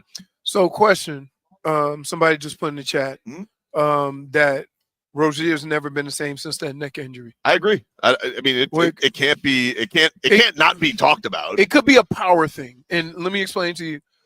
Sometimes when you get neck injuries, you like your arms. Mm-hmm. And I don't, if it's a nerve thing or it was a strengthening thing, and he might not have his strength back yet. Possible. But yeah, so just because he has a neck injury, he didn't get cleared, I think, until camp. Right. Like fully. So it could be a strength thing, that he thinks he has the strength he had when he came back, but he really doesn't. So it affects his shooting and how he does things. Yeah, man, I like neck and back are things that, like, I've seen. Like, I've had back issues where I couldn't feel my legs. Like, numbness goes down my legs. So it sounds like it's no big deal when you hear it, but you kind of have to understand all the things that it encompasses, so if it's your upper, your neck, sometimes you have problems like with strength in your arms and stuff like that. So it's not as easy as it sounds. It could be a situation as why he's shooting so bad. Terry Rozier's never really been a terrible shooter. He has really struggled this year. Building a brick house, dude. Yep. Oof. Give us one more there, Marcos. Speaking of neck, Adam Silver. Oh, very long neck. Dude, he's built like a giraffe. Dude, I got go ahead. I think I know what you're gonna play, but I gotta say some things about this guy. Oh, well, we may have some changes coming to the game as the NBA commissioner reveals that he is a fan of 10-minute quarters. This is Adam Silver. Something else that I'm a fan of, and I'm probably in a minority, as we get more involved in global basketball, the NBA is the only league that plays 48 minutes. And I am a fan of 4 10-minute quarters. I'm not sure that many others are. I mean, putting aside what it means for records and things like that, I think that a 2-hour format for a game is more consistent with sort of modern television habits. I don't think people in arenas aren't asking us to shorten the game, but I think as a television program, being 2 hours, it's Olympic basketball is 2 hours. But it's such a dramatic change to the game. I mean, I think something like that would have to be talked more about over time. Look, dude. Adam Silver. Stop thinking you got to change the game. So my question is stop thinking you have to change the game. Is everybody basing what they do off of the biggest league in the world? So why are you adjusting to the rest of the world? I don't know. You hear what I'm saying? Now, I will say this. I'm a big fan of Olympic baseball. I personally would love if NCAA went to 4 quarters. This 2 halves is garbage. The women do it now. The women have 4 quarters now. Okay. But other than that, like, you are the pinnacle of basketball. No one. Why are you looking at somebody else and adjusting to them? Yeah. What do you have to like go watch NCIS afterwards? Like, what are you saving with this grand 8 minutes that you're getting? Like, just have the game be what it is. You know what, Adam Silver? We don't need in-season tournaments. Okay. We don't need to shorten the quarters. Okay. We need stars to be able to actually move without these fugazi second apron nonsense. And we need guys to actually play games. How about this? If you shorten the games, right? Like, what? Does he not understand you lose money if you have less time for a basketball game? Did he really put all this together? I don't know. Right? I don't know. Because the only other way to do it is to have big old breaks. I really don't think this guy's had a good idea in like 10 years. I really don't. Just sit back and let the game work itself, right? No, no, come on, stop. Let's have an all-star game that's 4 teams, and G Leaguers will be on a team because everybody wants to see G Leaguers against the best players in the world, and that'll make them really care. No, it won't. No, it won't. They're G Leaguers for a reason. They're G Leaguers because nobody wants to see. And the other thing is, you think you like scoring? Cut the game by 8 minutes. We start going back to 90 scores. We'll take a break. More to come here on the show. We are live from the MGM Grand for David Benavidez, David Morrell, Radio Row. Back with more for this afternoon.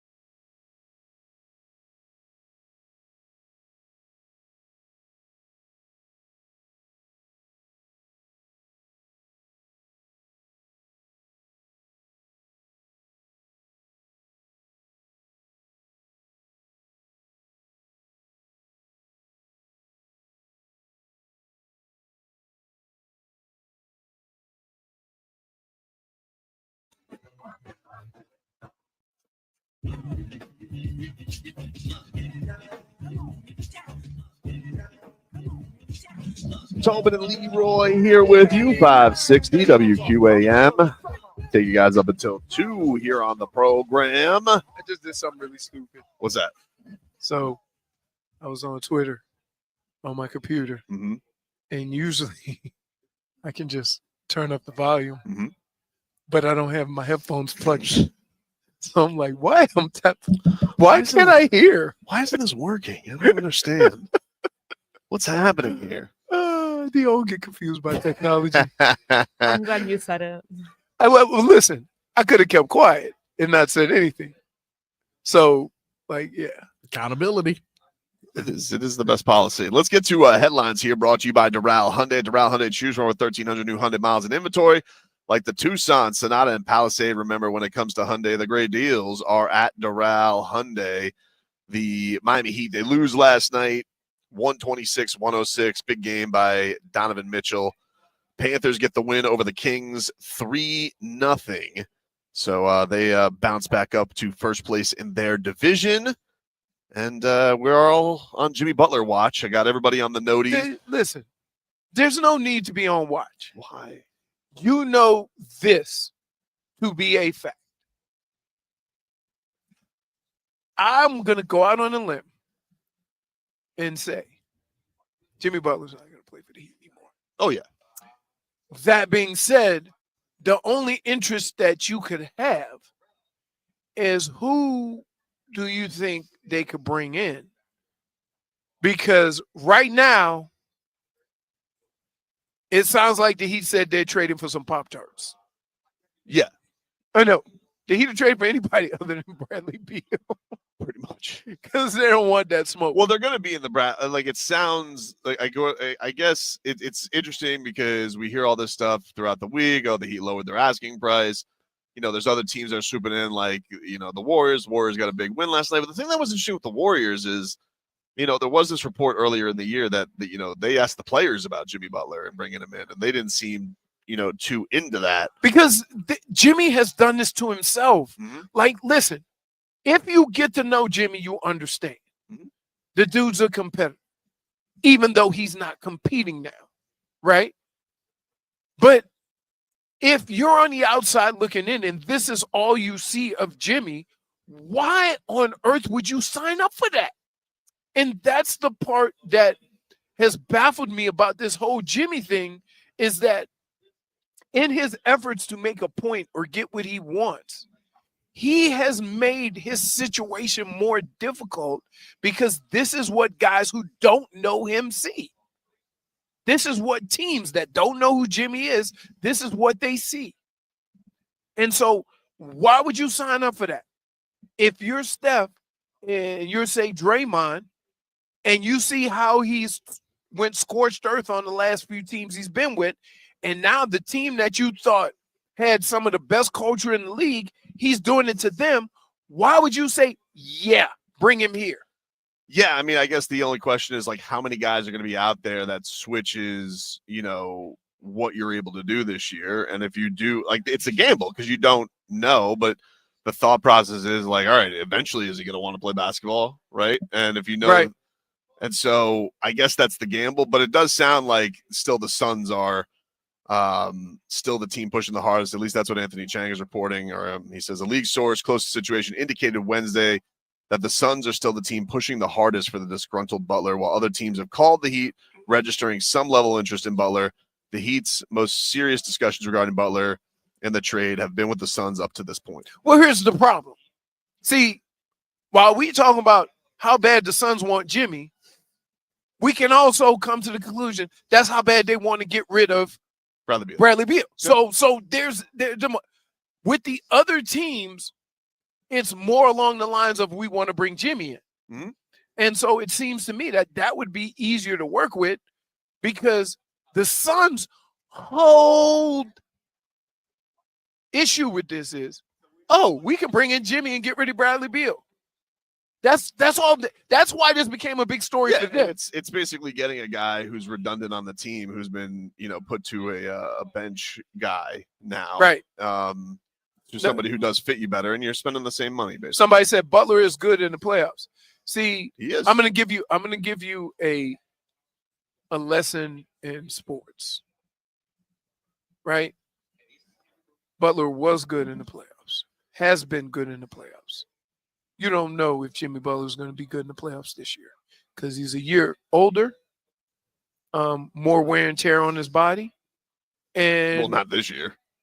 I mean, but 35 is still 35, whether you're healthy 35 or injured 35. Okay, but 35 would take in months off, like having to play a 30-game stretch. It is going to be less of a grind on Okay, guess what? I can give Joel Embiid as much of a break as he needs. Them bones still rubbing together on them knees.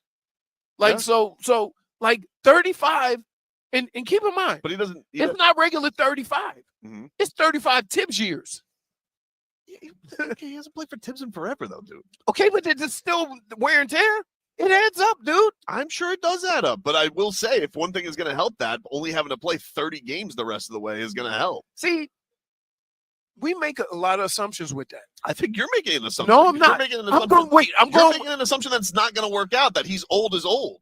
No, I'm making the assumption that I've only seen Jimmy play in 2/3 of the games the last 2 or 3 years of regular season. I'm not going to make the assumption that mysteriously he's going to play all of them. That's it. Yeah, but he's not going to play all of them because he doesn't have any more games to play. Like, you know what I mean? I understand. It's like, and here's the thing with Jimmy Butler's injury past, it does usually equate to a lot of the bumps and bruises. I did a deep dive on this last year. And I did. And most of it is a first half of the season thing, and then he ramps himself up. This is going to be an interesting case because he doesn't have to ramp himself up. It's basically going to be a stretch run. All right. I get what you're saying. Like, I just, with all of the stuff that has happened in the last month, right? I am not just going to assume that if Jimmy is healthy, he's going to perform. I'm just not, because he's older.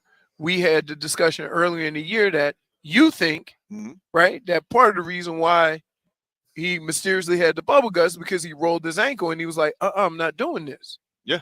Okay. But that like, but it's a common injury that he has all the time. Yes. I just don't think he wanted to risk it. Okay, so you're saying if it's a common injury that he has, right? You're saying, if he goes to a new team, he's just going to blow it these last. No, I'm not saying he's going to, but I think just the idea that he's completely cooked, I think, is a little bit of an overstatement too. I'm not. See, no, I didn't. You're say, making it seem like he's cooked. I didn't say he was completely cooked. What I'm saying is that he's 35, and what 35 has told me is this: it's not the injury portion of it; it's the bouncing back portion of it. Things linger a little bit more. So while you thinking, okay, he's got a little boo-boo, then a week or a month goes by and he's still got that nagging injury, and then he can't perform for that. That's what old does. Old doesn't mean you can't, ramp it up like you want to. It just means that your recovery time, your ability to play stretches of games with back-to-back or play 4 games in 7 days, those things catch up to you because you're 35. There's another comment that we have here, which is from Bam Adebayo, who was asked by Anthony about the relationship that he has with De'Aaron Fox. Because De'Aaron Fox is now here we go. Listen, rumors. I figure you. Very interesting comments, Leroy. Very interesting. Yeah. Bam Adebayo says, quote, on their close friendship, they were college roommates. Bam was a groomsman at his wedding. He says, quote, that's my man. He says, that was my college roommate. Our relationship for me, I think, is very solid. I was in his wedding. I was a groomsman. That just shows a level of respect, and it shows a level of respect in the bond that we have. So he says that they have not talked about any trade possibilities. They haven't See what talked I mean? about any See how trade he makes it. possibilities. Wait, see how he makes the story what he wants it to be. What? Come so you on, think? no. Wait. So you Come think Bam's on. lying? Yeah. Yeah. Don't they all lie? I think actually, I know you he didn't understand? put that in his article, but I think what he forgot is he forgot Bam has not talked. Can I just say this? It's amazing doing a show with you, and we read the same story. What? And you come out of that story with, like, he's lying because it doesn't fit what you want. I don't even know if I want him. To be honest with you, I don't even know if I want De'Aaron Fox. And I will say you'll determine if you want him or not if you end up with him or not, right? I mean, hard because to say. if you don't get it, see, you either way, it's going to work out for Tobin. Because if he ends up going somewhere else, never wanted him. And then if I don't do he ends that. up coming here, dude, I don't do that. Want him from the jump. I don't do you that. Don't? I don't do that. You don't? I don't do that. You didn't do that with Dame? You didn't do that with Spider? I thought we were going to get Spider. And we did. And then you say you never wanted him. I didn't say I never wanted him. I did say I never wanted him. Come on. I didn't say I never wanted him. Wait. Marcos? That was for Lowry. I never wanted him. I never wanted him. Never wanted Messi. What's wrong with Never you? wanted him. Hold on. Never wanted him. See? We've been down this road before. You even said that about Messi, dude. I think you even said it last week.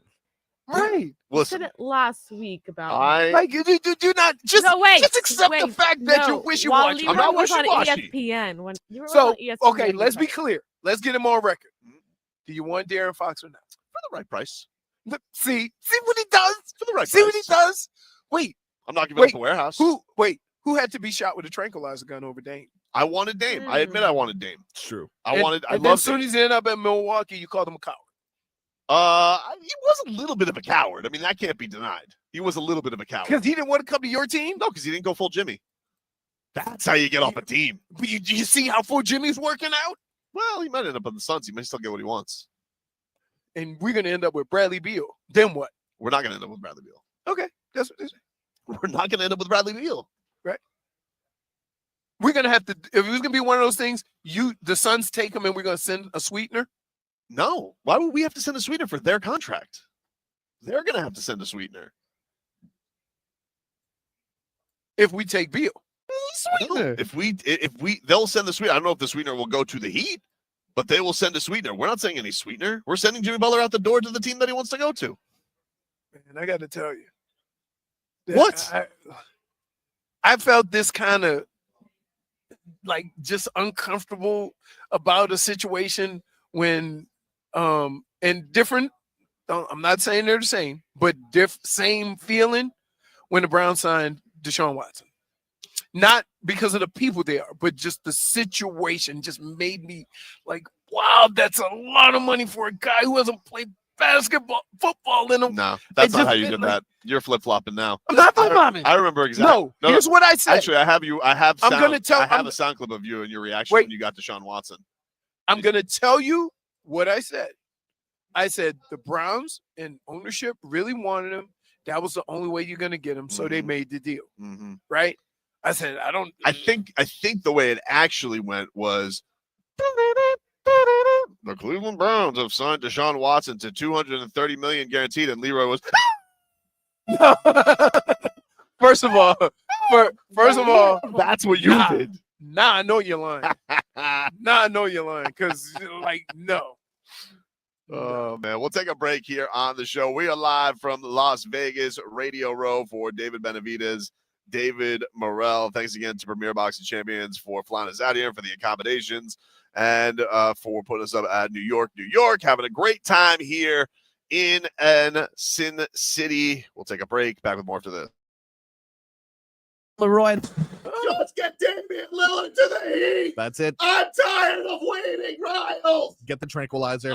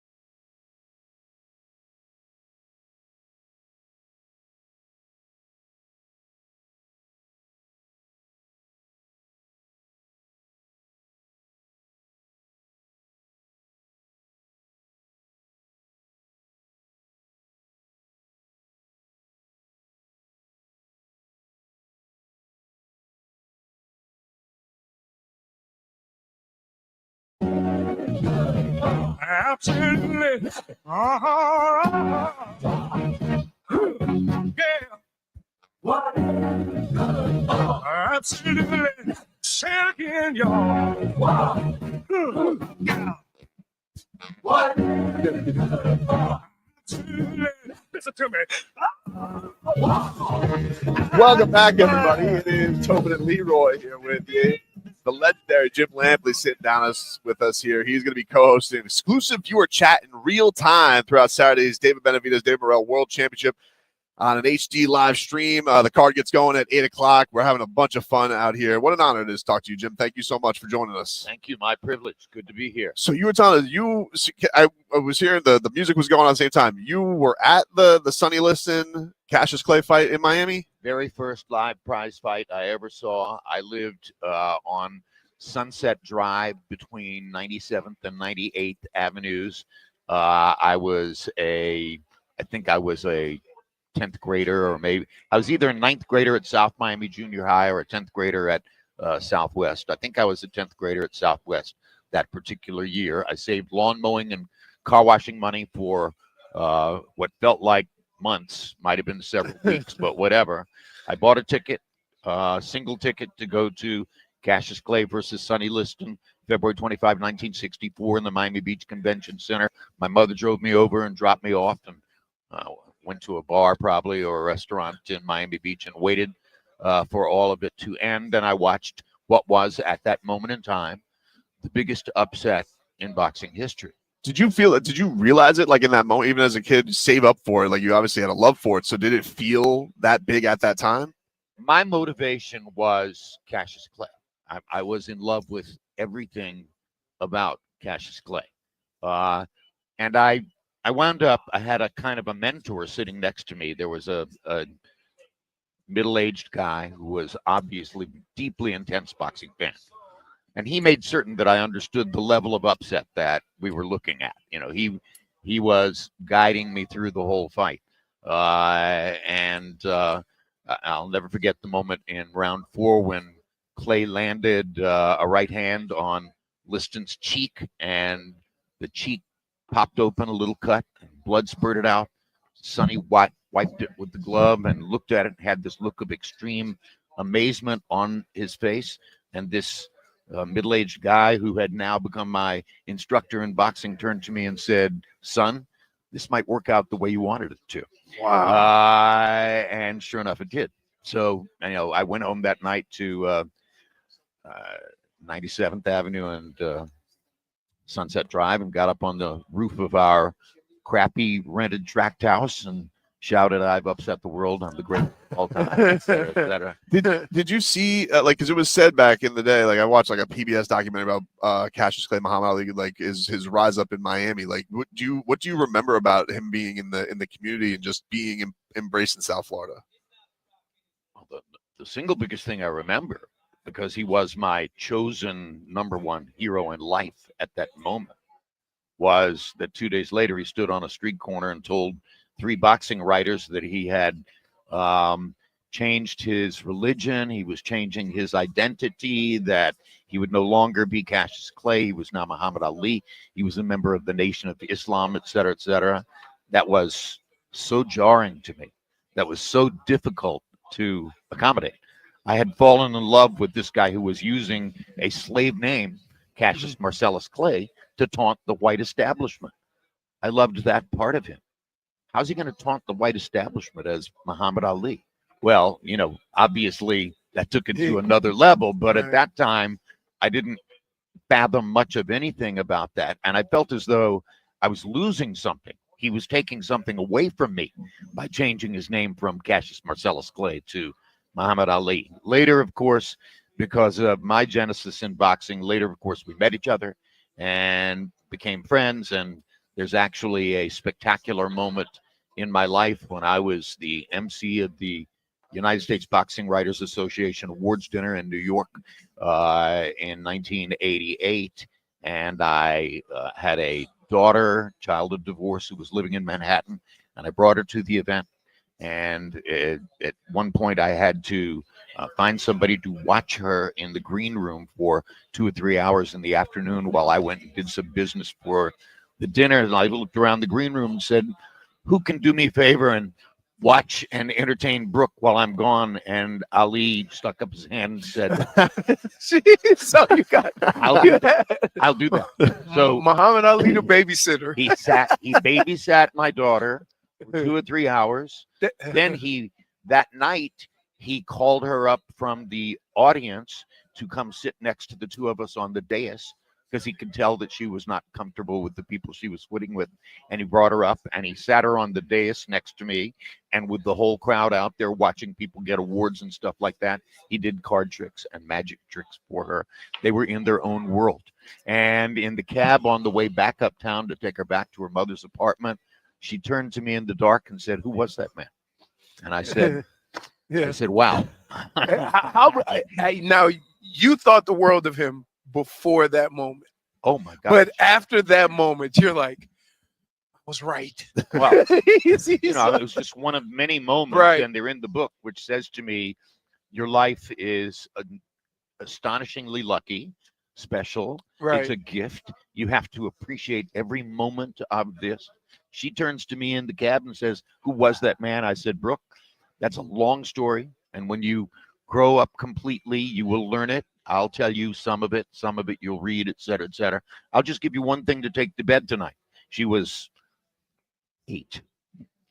I said, to take to bed tonight, he's the most famous man in the world. And not only is he the most famous man in the world, you can't dispute it. There's no logical argument against that. Mm-hmm. I could say that to somebody who hates his guts, and they would agree, yes, he's the most famous man in the world. Right. And she said, Dad, I just spent several hours with the most famous man in the world, one-on-one. I said, yes, you did. Man, that's really cool. Now, you've been around boxing your whole life almost. I have been a big complainer of boxing that we don't get to see the fights that we deserve as fans of boxing. You could have said that in 1921. Really? Okay. Yeah. And then that's where I was getting at. But these 4 guys that are fighting for these belts, it is amazing to me that no division works out like this, where they fight this close to one another. Every once in a while, you see a fight card that comes out of the Cracker Jack box, and you say, wow, look at this. The sport did something right. Right. People did the job. The promoters got the right fighters to fight each other. So this is a great card with a great main event. And I think there's every reason for people to be tremendously excited about Saturday night. And the main event is a classic style fight, a southpaw technician with punching power against a monster destroyer with even more exceptional punching power. Right. Jim Lampley joining us here. He's got a new book coming out. It Happened. You were going to make a return to broadcasting for a Miami card, I think, for Teofimo Lopez, George Kambosos.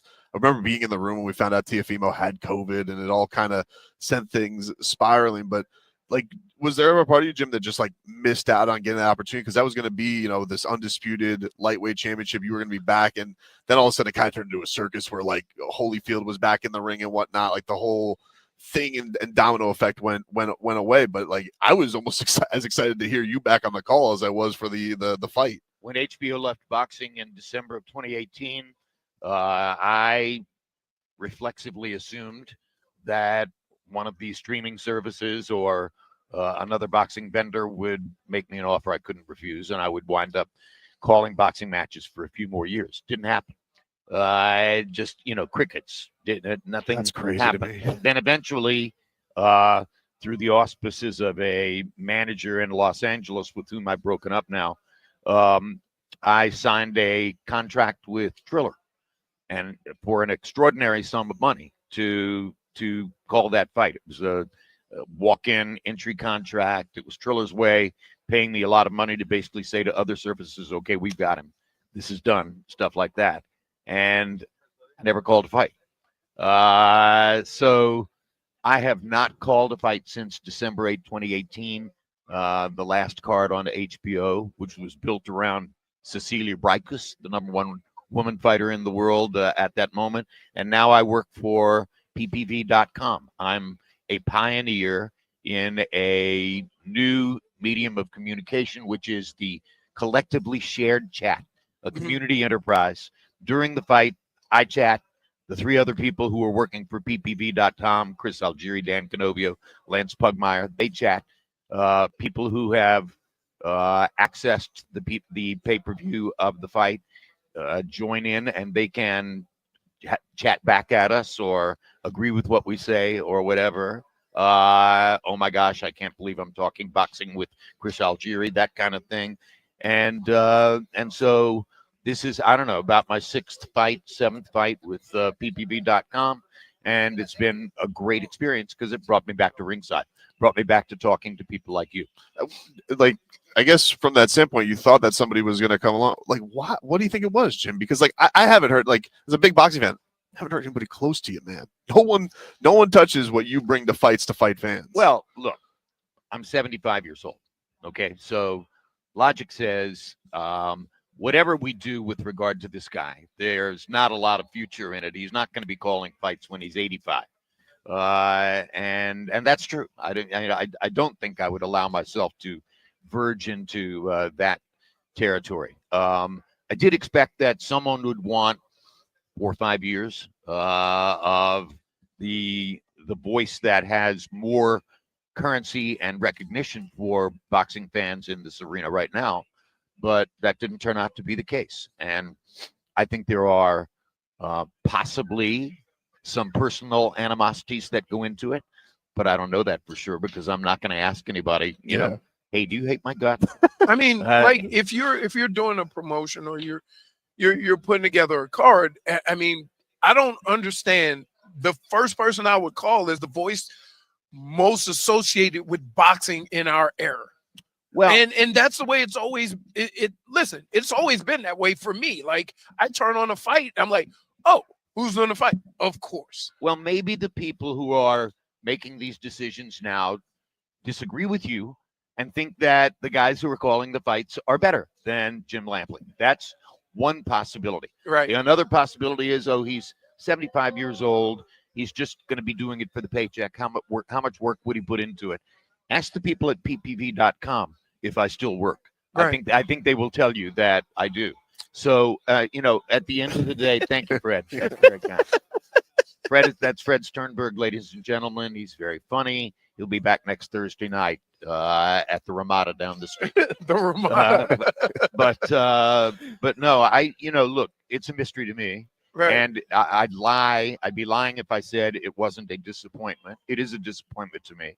I would like to have had other opportunities to call fights and to still be calling fights. But the universe decided this. So the universe decided PPV.com. I went back to Chapel Hill to the University of North Carolina and taught for 5 semesters. I taught a communications course, which was titled Evolution of Storytelling in American Electronic News Media. It was about news media, not sports media, but they're both in some ways live reporting, et cetera. And they're, they have similarities. And one of the things I taught in that course repeatedly was recognize, as you're examining all this, how changes in institutions, changes in personnel, changes in economics and finance, and particularly changes in technology can influence changes in the way stories are told. PPV.com is a perfect example of what I was talking about in class. Right. Because of the chat capability, because of that piece of technology, now you have a new storytelling mechanism, which is viewers sharing the experience of talking about the fight with me and other, quote, boxing experts. So I was prophetic in telling my students to pay attention to this kind of thing. Well, it's going to be a hell of an experience. If you guys want to experience Saturday night with the great Jim Lampley, ppv.com is where you guys could do it. An exclusive viewer chat in real time. David Benavidez and David Morrell. This was a thrill, Jim. Thank you so much for giving us some time. We appreciate it, and looking forward to this weekend. Love you, Miami. Talk to you later. We'll take a break. Back with more to this.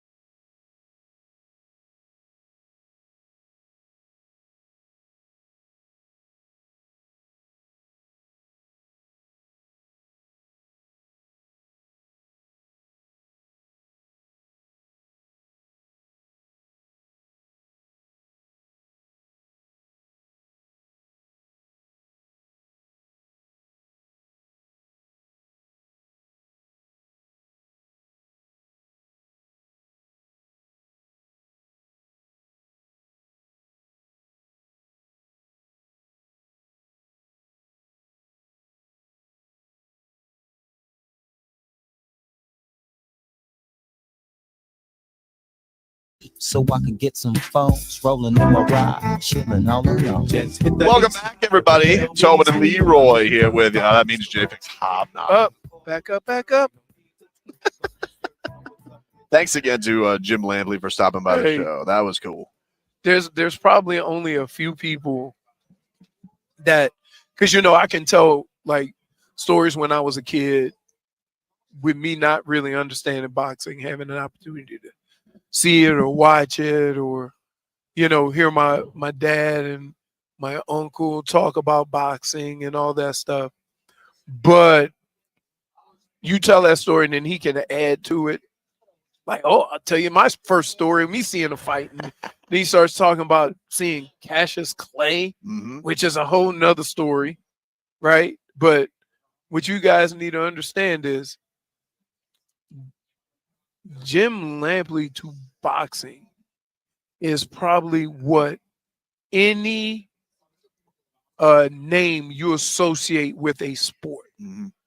You know what I mean? And so no one's really taking the reins. Like the one thing with like UFC, which doesn't have the history, obviously, but like when they lost Mike Goldberg and they moved on to John Anik, at least John Anik was like, oh, that guy's friggin' good.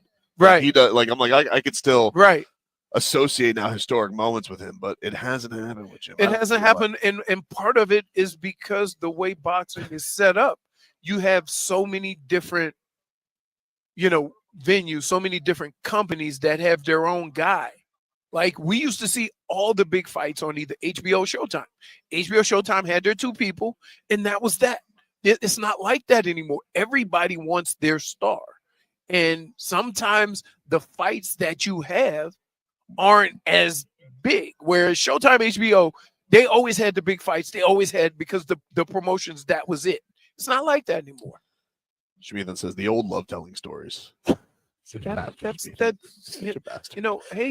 dumbass, that's kind of what books are for.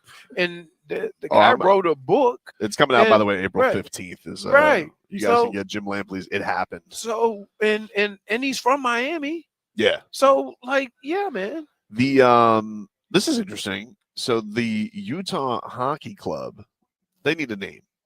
All right, because that's stupid.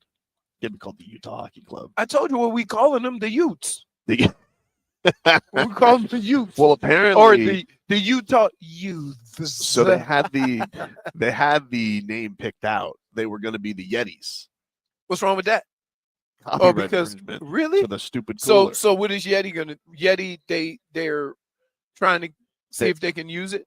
They're not allowed to use it. Apparently, they got turned down. It got rejected by the Patent and Trademark Office because it is too generic nature of a name, and also pre-existing trademarks, most notably Yeti, the cooler brand. So now they got to choose between either keeping Utah Hockey Club, the Utah Mammoth. What's that last one? Utah Wasatch, I think, is what the famous mountain range is. What? Wasatch, I think. Is that how it's Wasatch? See, there you go. I don't know, dude. No, go with Mammoth, so we can Mammoth. At least pronounce it. Yeah, I'm with you, 100%. Or they call it the Utah Dubs. So, like, that's what the Utah would be if the Jazz made sense in Utah. That's what they would be at the mountains. Well, people don't understand. The Jazz is the former New Orleans team. That's why they're the Utah Jazz. Right. But Wasatch is. Because I remember New Orleans Jazz with Pistol Pete Maravich. New Orleans should be the Jazz still. Like, they should give the Pelican. Like, honestly, the Utah Jazz, it's a ridiculous name. It really is. It's a ridiculous name. It really. But New Orleans, they got a lot of birds and crap around, so like they're the Pelicans. I know, but the Hornets kind of sucked. When they that's because they came from Charlotte, right? And then the Charlotte became the Bobcats. Football did a good job of that. Football, you move your team, you lose all your crap. Pretty much, right? The Browns were the first ones to do that. Yeah, they let Tennessee be the Oilers for like a year, I think. Yeah. But then the Houston became the Texans, so the Oilers are gone. Yeah, why did they just go back to the Oilers? I don't know. And when they wear throwbacks, Tennessee wears the throwbacks. That's ridiculous. That's ridiculous. I think they should play for it. So yeah, it was really fun. Like, because you hear stories and you hear how like a sport affects him. Hold on. You said whoa while getting close to his phone. That means that there could be something breaking. It's not Jimmy Butler related, All but right, Oh. get out of here. It's still whoa because Can't I say hadn't even. whoa. well, there's a story from, I guess, the Wall Street Journal that is. You got it's saying- notifications on them too? No. Actually, somebody else's notifications led me to this. Gotcha. So it's a story from the Wall Street Journal. I'm just going to read the tweet because I haven't read the article yet, and I kind of want to. But it says, here's just the tweet. Federal prosecutors have been investigating whether NBA player Terry Rozier manipulated his performance as part of an illegal sports betting scheme. The inquiry is part of a wider government investigation that has already ensnared Jontay Porter. That would be. How can you do that? You make $20+ million a year. They think okay. There's not enough. They can't pay you enough money to risk it, right? This is from Anthony Chang. The Heat is referring requests for comment to the NBA. NBA spokesman Mike Bass. The league conducted an investigation and did not find a violation of NBA rules. We are now aware of an investigation by the U.S. Attorney's Office for the Eastern District of New York related to this matter, and have been cooperating with the investigation. It's associations. That's so crazy. By the way, that's all it is, right? If you're associated with someone, then they're going to question you if they were caught up in some stuff. To me, it's less about the potential of him actually doing it. I don't think he did it. I just think it's going to be hilarious. And if I was in that locker room, I'd totally bring it up that you were so bad for 2 months. The NBA is like, this guy's throwing games. Unless it explains him being so bad. Okay, because he was historically bad. I think it was like 15%, or like it was historically It's a ridiculous. Leroy. So now here's the other crazy thing. Basketball is weird in that you go through these stretches. What if all of a sudden he turns it around? Then they're going to say he did it then. He's in a no-win situation just because of the circumstances he's in, right? That's a weird thing, right? If all of a sudden he goes out and scores 35 and goes like 8 for 9 in the playoffs, right? Like, isn't that not crazy? People hitting those unders, dude. If you bet under on Terry Rozier for the entire month of December and January, you made a decent amount of money, but not 20 million. Okay. Here's from Tim Reynolds. The Wall Street Journal reports that Terry Rozier's performance in a March 23rd, 2023 game with Charlotte is being probed by federal investigators. Rozier has not been accused of wrongdoing, we can confirm. Oh, okay. All right. So there you go. So it's the associates that I guess they're the associates, not him.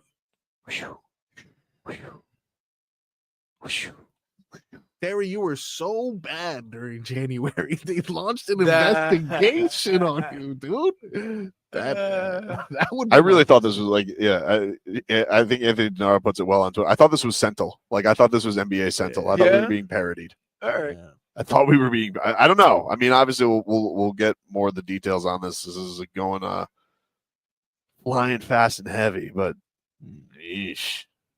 All right. Wouldn't that be something to What add do we to eat this for season? lunch? What? That's what you're thinking about right now? It's 9:50 Once you told me he a.m. was cleared, It's Leroy. I hope he's cleared. They just said he's not under investigation. Just wanted to be questioned. Say Riley put out this. Oh man! Wow. I told him, Dave South. I told you, 8 dog. He said we got an 8 dog and 8 dog. He nailed it. We got a contest for you guys. The Slam Dunk in Vegas. Travel and accommodations for 1 winner and 3 guests to Las Vegas, plus $20,000. It's easy to enter. Just download the free Odyssey app, log in or register for an account, and listen to WQM or any participating station. You listen each day for a minimum of 1 hour for your entry. You can do it every day. The Slam Dunk in Vegas. A great prize and your chance to win. Listen to WQAM on the free Odyssey app. Travel dates are March 17th to the 22nd, 2025. This is a national contest. We're out in Vegas right now.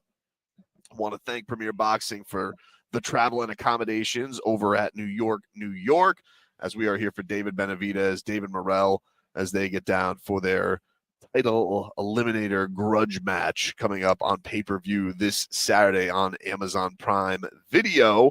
We'll take a break here on the show. Final hour coming on up. Thanks again to Jim Lampley for stopping by this hour. If you guys missed that, check out the podcast or our YouTube page. We're back with more after this. WQ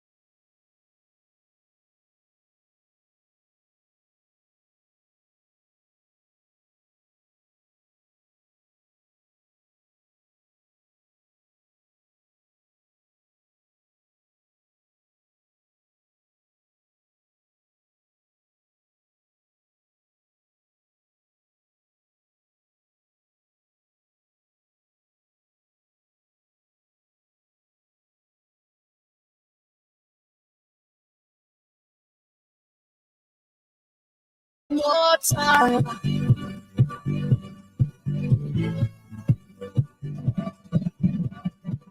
How long were you guys doing that? 3 hours. Hey, it's his fault. I was hobnobbing. No, just so Hobnobbing. no. So I just, you could tell, like people walk by and they start staring.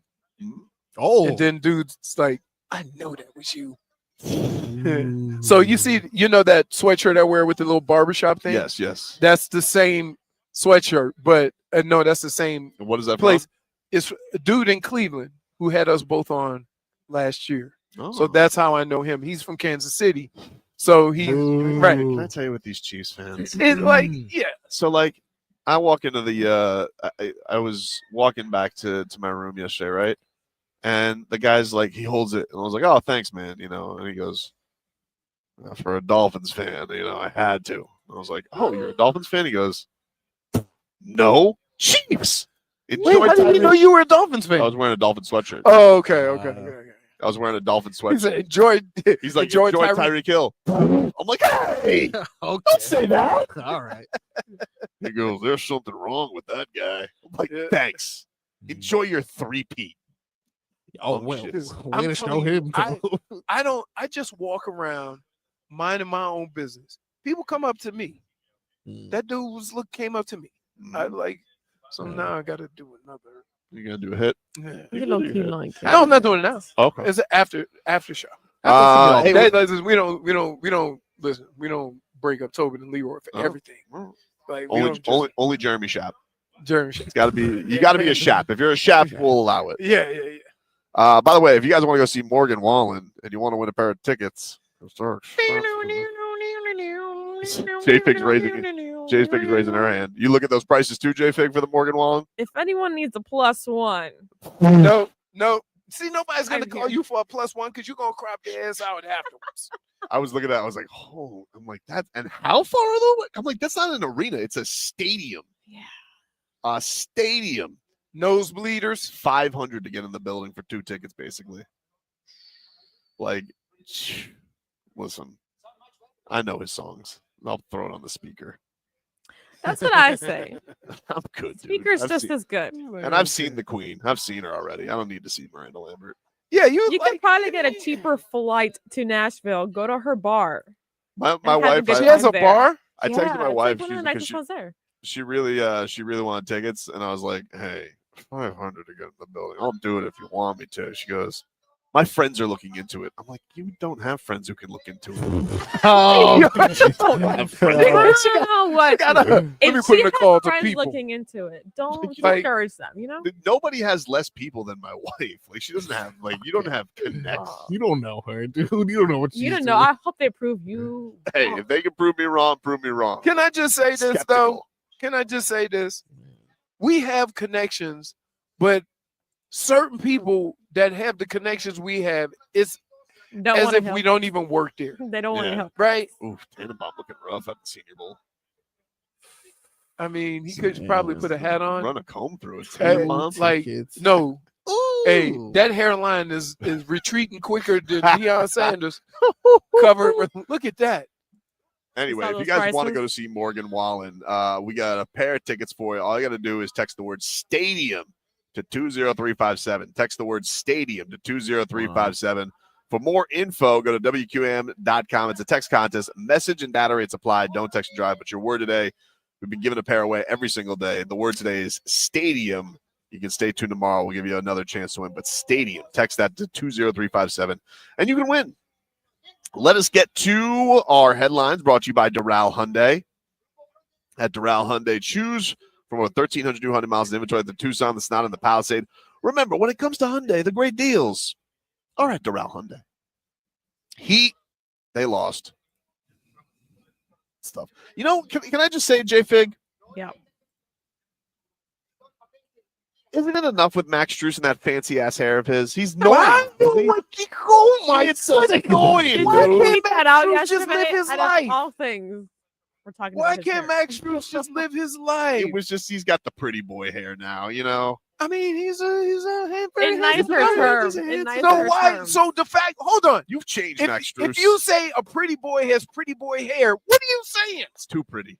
Too pretty. Too pretty. It's too pretty. Would you think he should have a mullet? I mean, I don't know what it looks like when he doesn't have the headband on. Is he always wearing the headband? What do you think you are, Jaime Jaquez? What are you hiding, dude? Huh? Sweat. Probably. What is wrong? I mean, why he you can rock it, I guess. It's fine. I don't like it. He's changed. What is he, Scott Disick? Cut your hair, dude. Yeah, come on, cut your hair, dude. That's worse. You know what? Studs Go Steve says- full Birdman. He's got Not he's a got poster. he's got that boy band hair. Yeah. He does look a little bit like a crypto. How much bro, did though. Max get paid by Cleveland? Oof. Go full Birdman. We saw a non-tattoo Birdman on the plane. That's true. He kind of looked like You had a really Birdman. good plane, you know. There's a lot. Yeah, of he was like plain Birdman. He was built like him. He had a haircut like him. Yeah.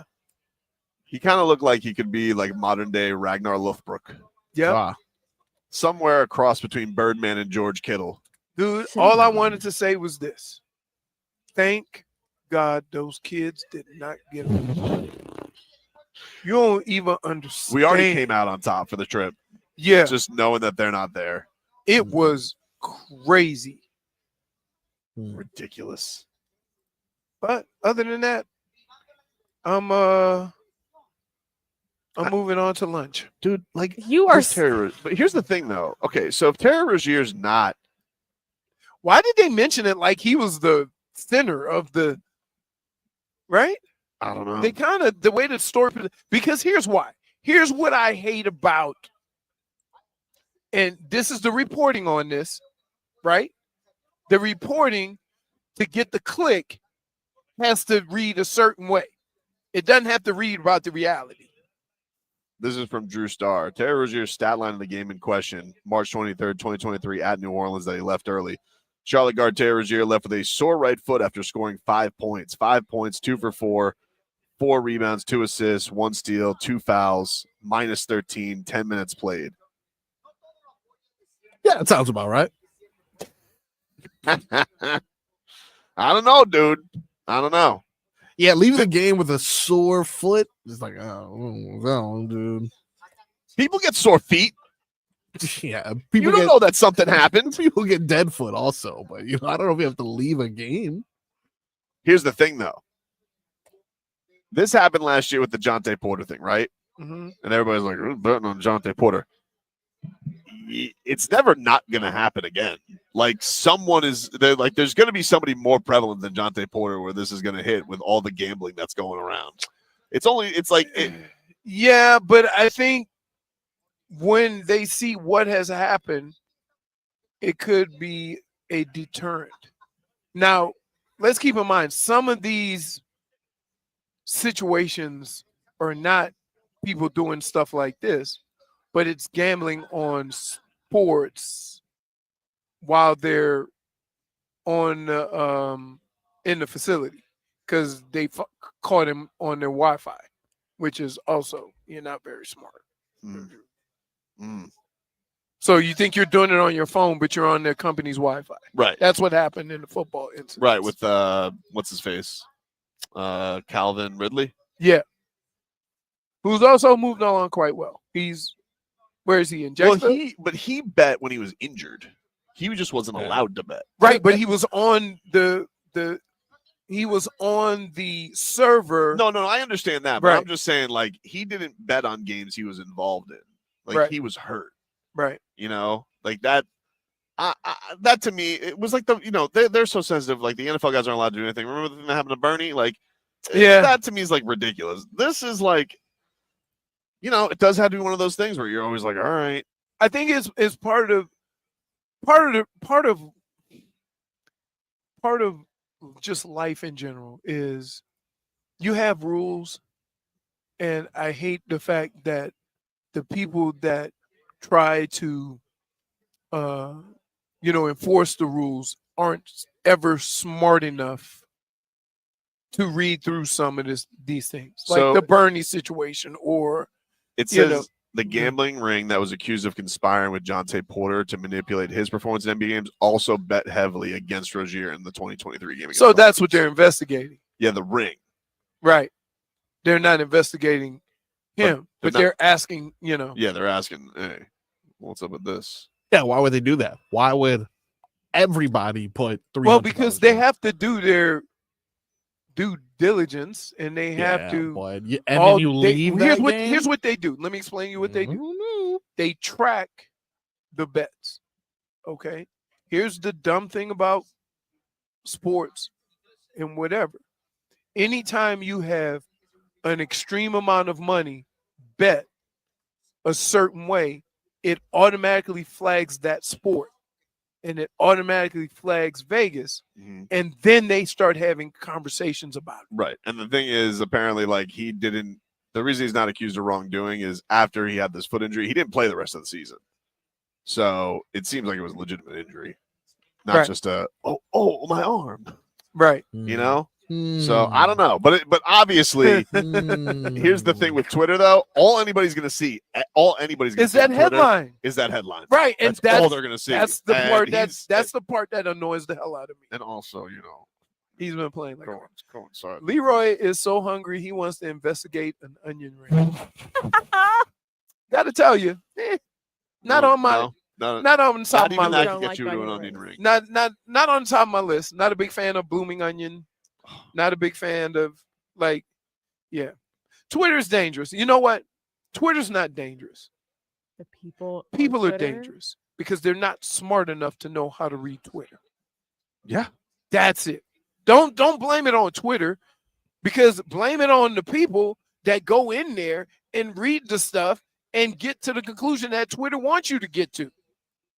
Leroy, you get confused by a tweet twice a week, if I'm not mistaken. I understand that. Well, he's got a lot of catching up to do when he Which logs is why into Twitter. they are dangerous. No, but guess what? I've gotten better. Like, you best believe I'm keeping that crap to myself. I'm not talking to you three idiots about anything that I read on Twitter, so you can shame me and say, the old don't understand a tweet and all that crap. So let's just keep about it. No, just keep it to myself. For sad. Or I may whisper, hey, Tobes, did you see the thing about the fake idiot? Yeah, that's right. He said, you got NBA Central, right? Like, yeah. So, like, now I've learned that I gotta first pay attention to the thing, right? See who wrote it, make sure all the letters are correct. And there's a whole bunch of stuff that I go through before I bring it to the attention to Tobin, because I know if I ask Tobin or Marcos, right, the first thing they're going to do is make fun of me before they give me the damn answer. Let's get to a little cat talk here, brought to us by our friends over at Hollywood Kia. At Hollywood Kia, the big game is here. Tackle game-winning deals in the handoff drive-off event. Get $1,000 lease bonus cash towards your new Kia. Plus, we'll double your down payment up to $3,000. Visit them online, hollywoodkia.com, or call 832-930-6181. Panthers win 3-0 yesterday. Matthew Tkachuk with a goal and a couple of assists, 3.9 for him. Empty netter for Tkachuk, but he was balling yesterday. The Panthers definitely, like, I thought it was, Paul Maurice has mentioned their grueling schedule. He didn't have a practice this week. They definitely looked like they had a lot of juice, especially in that first period. You could just tell. They looked a lot fresher. They had the force with them. Yeah, that's true, JFig. It was Star Wars night. It was Star Wars night. Here was Tkachuk Cheese after the game. What it means to not only start this homestand with a win, but do it the way you guys did, just so defensively. Yeah, it was a great effort led by Bob, and I thought Cooley on a special night was so good for us as well. So, at this point in the year, I know might not make sense to everybody, but you almost need a game like this for something really special for one of our teammates to to come to the rink and just give it absolutely everything you can, and do it for that guy next to you, which was Cooley tonight. So I thought it was perfect time. I mean, it feels like we've been on the road the whole month, so to come home we were super jacked up, and then on top of it to play and get this win for Cooley on a special night, it means the world to us. Feels like Barton kind of sealed the deal there with his goal. Just then after he wins that face-off and gets the taps in right there. Yeah, power play got us a big one there on the 5-on-3, and got it quick, so we got to play on the power play for the next minute 55 as well. So, I mean, he's been great for us. for ever since I've been here. I always say it all the time, and he's still so underrated, and people don't fully appreciate what he does for our team, and we're just super lucky to have him. Yeah, Barkey, he's good. By the way, Nate, hey, I didn't know hockey was familiar with Stevie Wonder. What do you mean? Here I am, Delivered, I'm yours. The Really? I can't picture like Bob and the Finnish kicking it. Stevie Wonder. the speaking of the Finnish, Barkov has been named the captain of Team Finland for the Four Nations. Well, that's because he already is the captain for half the team. What is it? Four? Four guys? We are little Finland. 4 guys? Yeah. Four nations. Yeah. So What are the four great. nations again? America, Canada, Finland, Sweden. Hmm. Russia's banned because of Putin. Losers. So Bob gets a vacation. Oh, all right. Really? Oh yeah, because they don't have, because Russia doesn't they don't do it. You want to talk about fixing? They'd be worried because Russia would try and fix the Four Nations Cup. How you gonna fix it? Oh, very interesting. We have referee. His name is Igor. Too bad. Power play for Russia. Mm-hmm. Oh, too bad. Oh, 5-on-3. Tie for fighting. Wow. Yeah. We bet under. We call it Scary Terry. Okay. Hold on. I'm kidding. Hold on. I'm just kidding. Hold on. Chaps. Hold on. Take a break. We'll be back with more after this.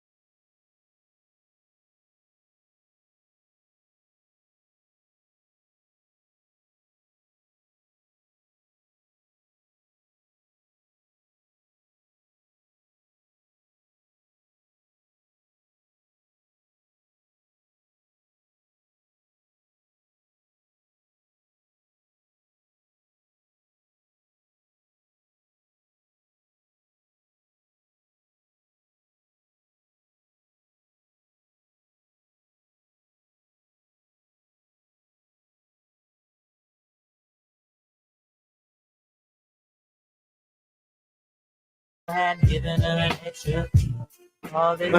guys, up until 2 here. We're live from Radio Row in Las Vegas for David Benavidez against David Morrell, a PBC pay-per-view coming up on Amazon Prime. You guys can get that on Saturday. Main card starts at 8 o'clock, so check that on out.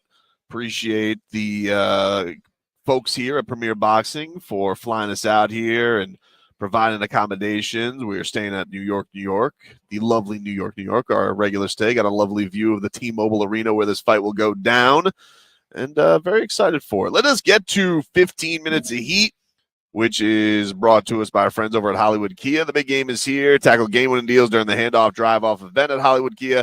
Get $1,000 lease bonus cash towards your new Kia. Plus, we'll double your down payment up to $3,000. Listen online at hollywoodkia.com. Call 832-930-6181. The Heat, they got thumped yesterday by the Cleveland Cavaliers, 126-106. Tough night for Tall Time. Especially Kalel Ware, probably one of his rougher games. It's okay. Hey, look, everybody has to realize now, you got a young team now, all right? It's a young team. It's a young team that's going to go through ups and downs. It's a young team that's got a new lineups that they're trying and combinations that they're trying together, Leroy. So we can't get too crazy about it. They did a great job limiting Tyler Herro yesterday, especially early on in that game. Tyler, though, I will give him credit. Those referees pissed him off in the middle of that third quarter, and then he went on a heater to get the Heat back in that game. He got a tech. He got teed up, and then went on a 9-0 run to make it a 10-point game. Unfortunately, he really couldn't. I think the closest they got it to was 8, and then all hell broke loose. So Spider was that dude yesterday, and Miami will look to bounce back. I'm guessing they're going to practice tomorrow because they have a couple days off before they fly out. So I guess would guess they get a practice in and then fly to the San Antonio. Listen, Kalel, you gotta bring it on Saturday, okay, dude? Because listen, Victor Wembanyama is lurking, and he already kicked his ass once. He's gonna want that revenge because he dominated Victor Wembanyama. Dominated. Yeah, I'm looking forward to that matchup. Oh yeah, that is the origin of this new lineup together. So now we get a little looky-loo at it. And I also saw this woman, he's whining about the officiating already. It's why don't you do something in the league before you start whining about calls? You want to know who gets bad calls, Victor Wembanyama? Yeah. Let me introduce you to Duncan Robinson. Woo-hoo! Okay, that's a man who is disrespected by the officials. I mean, you want to talk about fixed games. How does Duncan Robinson not always look at the officials and be like, are you fixing this? It's a good point. What? Relax. I'm just saying. He gets screwed. He gets no whistle. Yeah. He deserves a little whistle. Who Duncan Robinson.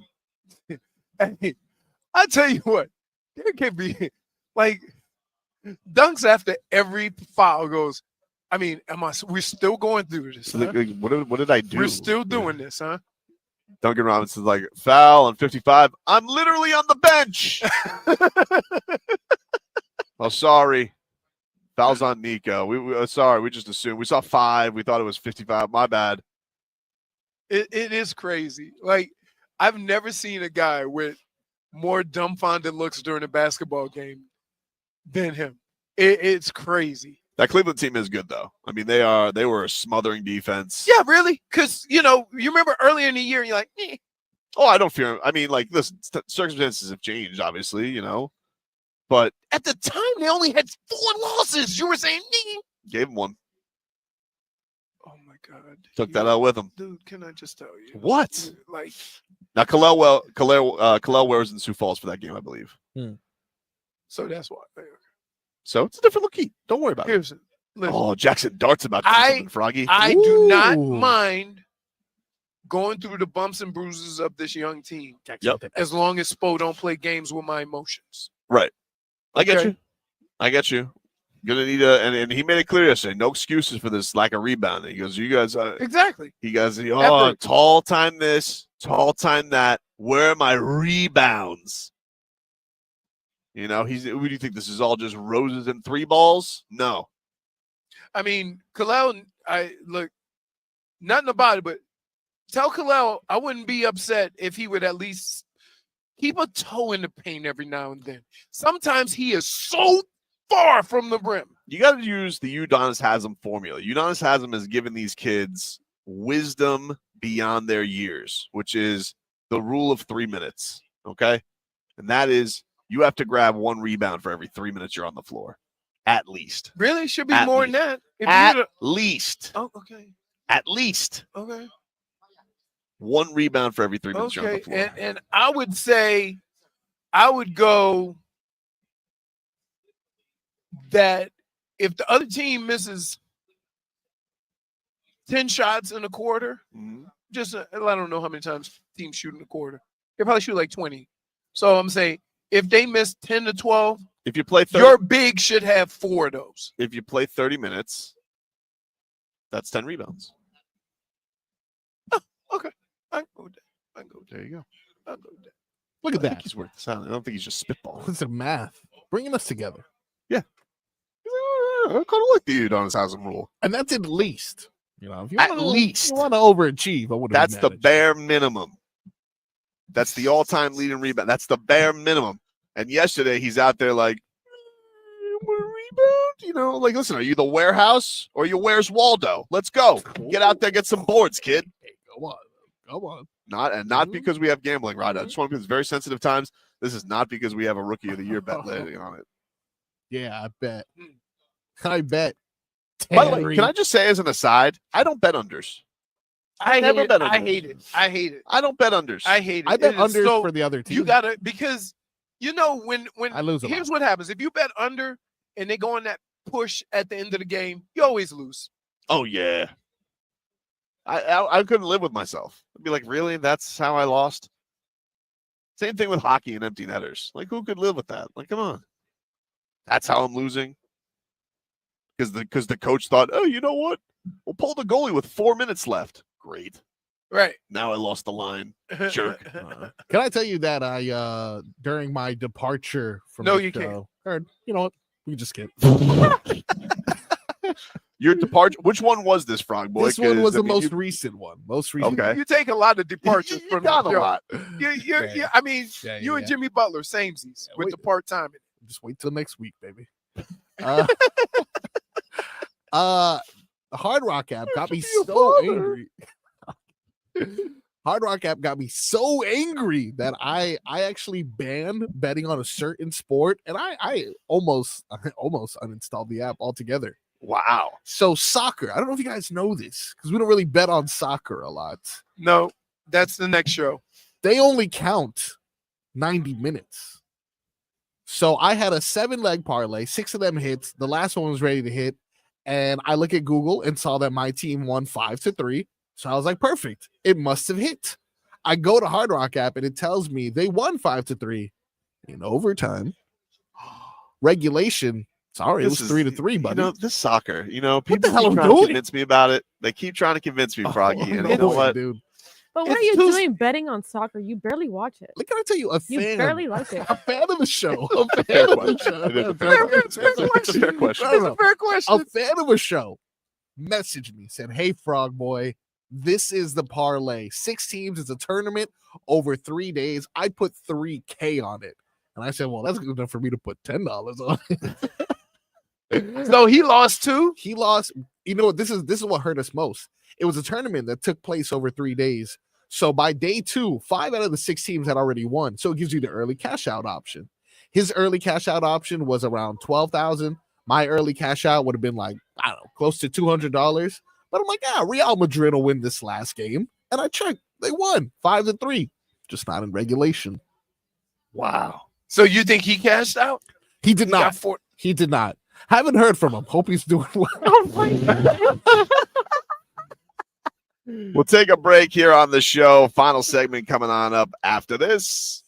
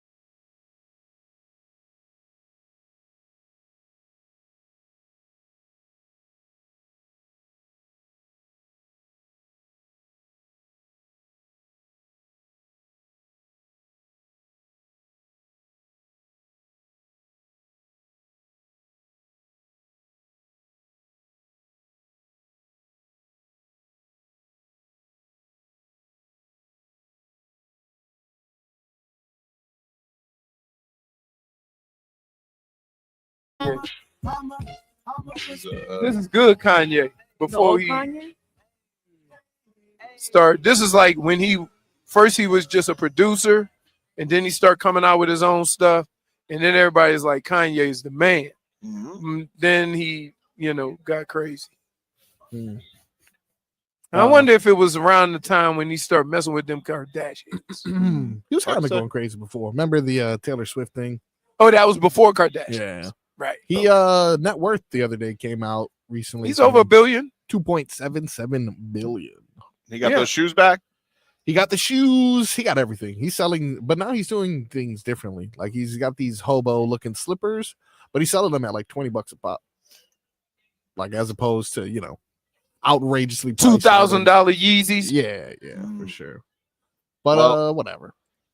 Leroy, can we get a weather update from the Demesman and Dover Law Firm? YourAccentAttorneys.com. Free consultations 24/7. Call them at 866-954-MORE. I tell you what. Windows? No, we don't need a window plex here. I'm gonna tell you exactly what it is. It's sunny. It's a tad bit breezy, and the 2 seconds that I was outside, it was cold as hell. That's all you need. What's the temperature over there? Tell me. 38 Lovely. this morning. Yes. So like it's probably up to about 45, 50. How many layers do you guys have? None. One? Just a hoodie. I just got a shirt and Isn't it weird how you have more layers here than you do right now? Who, me? Yeah. No, I can't put too many layers on because I'm only outside for 2 seconds. Yeah. Like we literally walk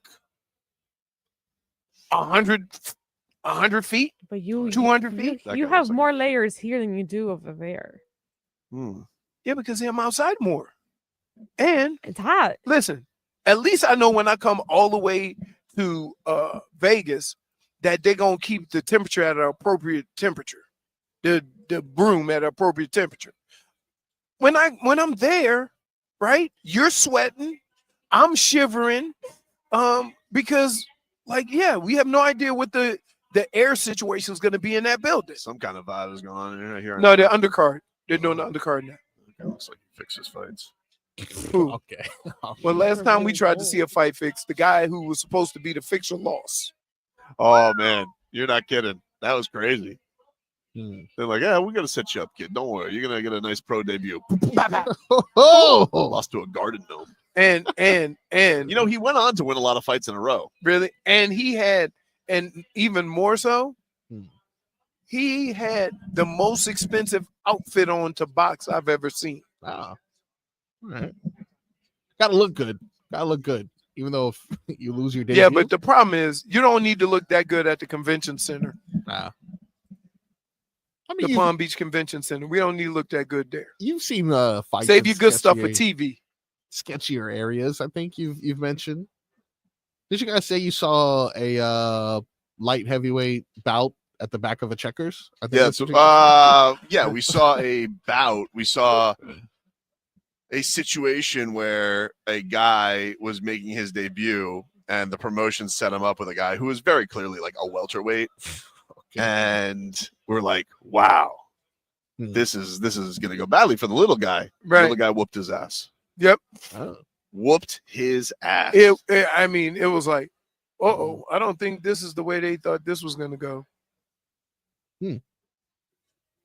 Pretty strange, though. But yeah, a lot of hobnobbing going on over here. Here's the funny thing about all you need to understand about the room this sounds area. more full. Yeah, well, it definitely is more. I'll give you a little looky-loo, JFig. We got a prancer. A what? A prancer. She just pranced across.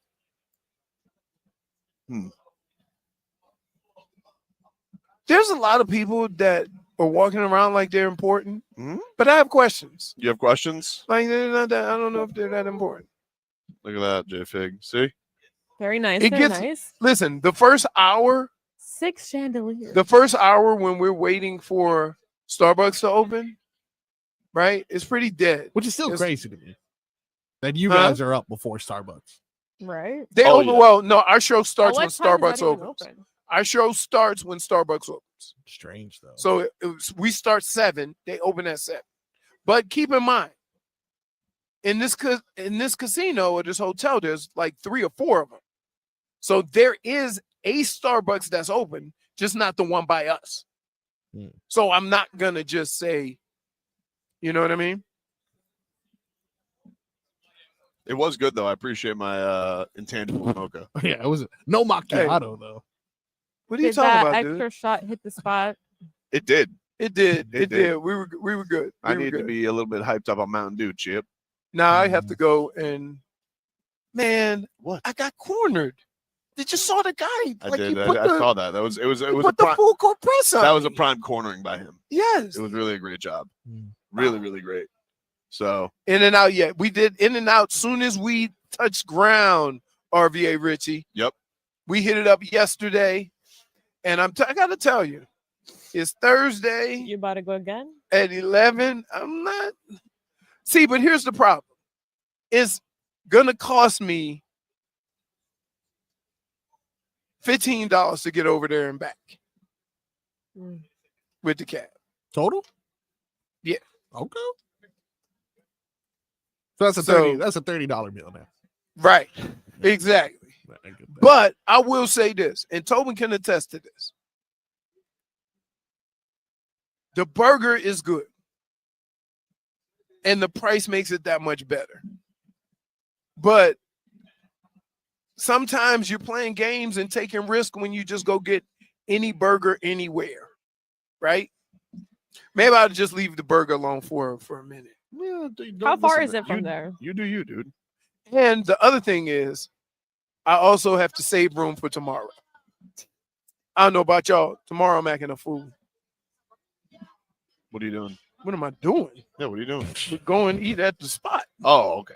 Herbs and Rye? Is that tomorrow? Yes, sir. Yes. Oh, Yeah. That is the spot. Yes. Oi. I cannot bring my glasses. Tater tots. I can't bring my glasses because you can't see in there. You need a strobe light to even get into this. Now we might be able to see better because it'll be dark when we go. Right? Usually we go last time when it was sunny, and then you go in there and it's dark and you can't see nothing. Right. I don't know, man. It's gonna be fun though. Yep. It's gonna be fun. I want to let you guys know before we get out of here is that we're giving you a chance to win a pair of tickets to see Morgan Wallen with special guest Miranda Lambert and Brooks and Dunn at Hard Rock Stadium in July. If you guys want to win, text the word stadium to 20357. That's stadium to 20357. For more info, go to WQM.com. It's a text contest. Message and data rates apply. We are in Las Vegas. We'll be here again tomorrow from David Benavidez and David Morrell Radio Row with Brandon Figueroa and Stephen Fulton 2, which is the co-main event. I'm related to him. No relation? Nope. Well, maybe. Maybe. I can see similarities. They're both angry. And they both hate birds. If you guys want to go to Vegas, we got a contest for you. The Slam Dunk in Vegas, travel and accommodations for one winner and 3 guests to Las Vegas, plus $20,000. Easy to enter. Just download the free Odyssey app. You log in or register for an account. You listen to WQM and any participating station or any participating station. You listen each day for a minimum of 1 hour for your entry, and you can do it every day. The Slam Dunk in Vegas, a great prize for your chance to win. Just listen to WQM on the free Odyssey app. Travel dates are March 17th through the 22nd, and it is a national contest.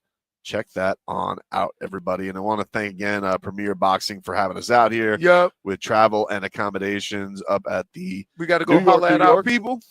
Yeah. We got to go holler at our people. So what are you going to do? You going to go do Chiefs talk? Is that what you're going to do? Yeah. These Chiefs, they never get sick of hearing about how great they are, huh? I got cornered, dude. They really think they're They so. needed Leroy to say something. He put the full. I saw. I did He put see the it. full court press on. I saw it. You got pressed. Yep. You got full court pressed. Yep. Oh man, it is a wild time out here though. He got. Listen, action is. We looking- could hear our voices Yep. when we started because they Now- were echoing. Yeah. Now I would say there's 300, 200, 300 people in here. Yeah. It's definitely like there's things lining up there on the tripod area. Look at the little chunky. Is that little chunky guy? You Are you can't. just- What do you leave? No, I'm talking about on the TV. Y'all know what I'm talking about. Talking about the quarterback. He looks like a mustacheless Gardner Minshew. No, he's a little bigger than that though. He's. By the way, that was. Oh wait, that is Strigal. Yep. From Minnesota. Yep. Golden Gopher. Yeah. By the way, he did such an annoying thing. Uh-oh. Leroy. What did I do? Just during the break, because I read one mock draft that had the Dolphins taking a guard, Bucky Brooks. He goes, "Told you." And I'm like, he's not the general manager. Okay. He's like, "Oh, I told you." Bucky Brooks is the Dolphins taking some Alabama guard. He goes, "Nailed it."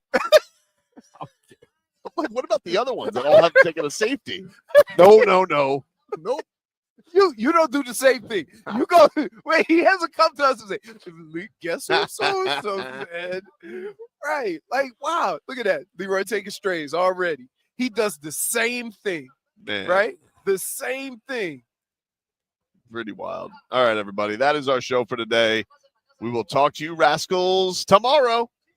It's enough to just drive you bat bleep crazy. I'm sorry. I apologize. What I apologize. Are you eating? What's going on with me lately? I apologize. You get that? Yeah, I got it. You know what? This year is going to get people to reallocate their money because we're just fine with reallocate. We're just going to move on from that.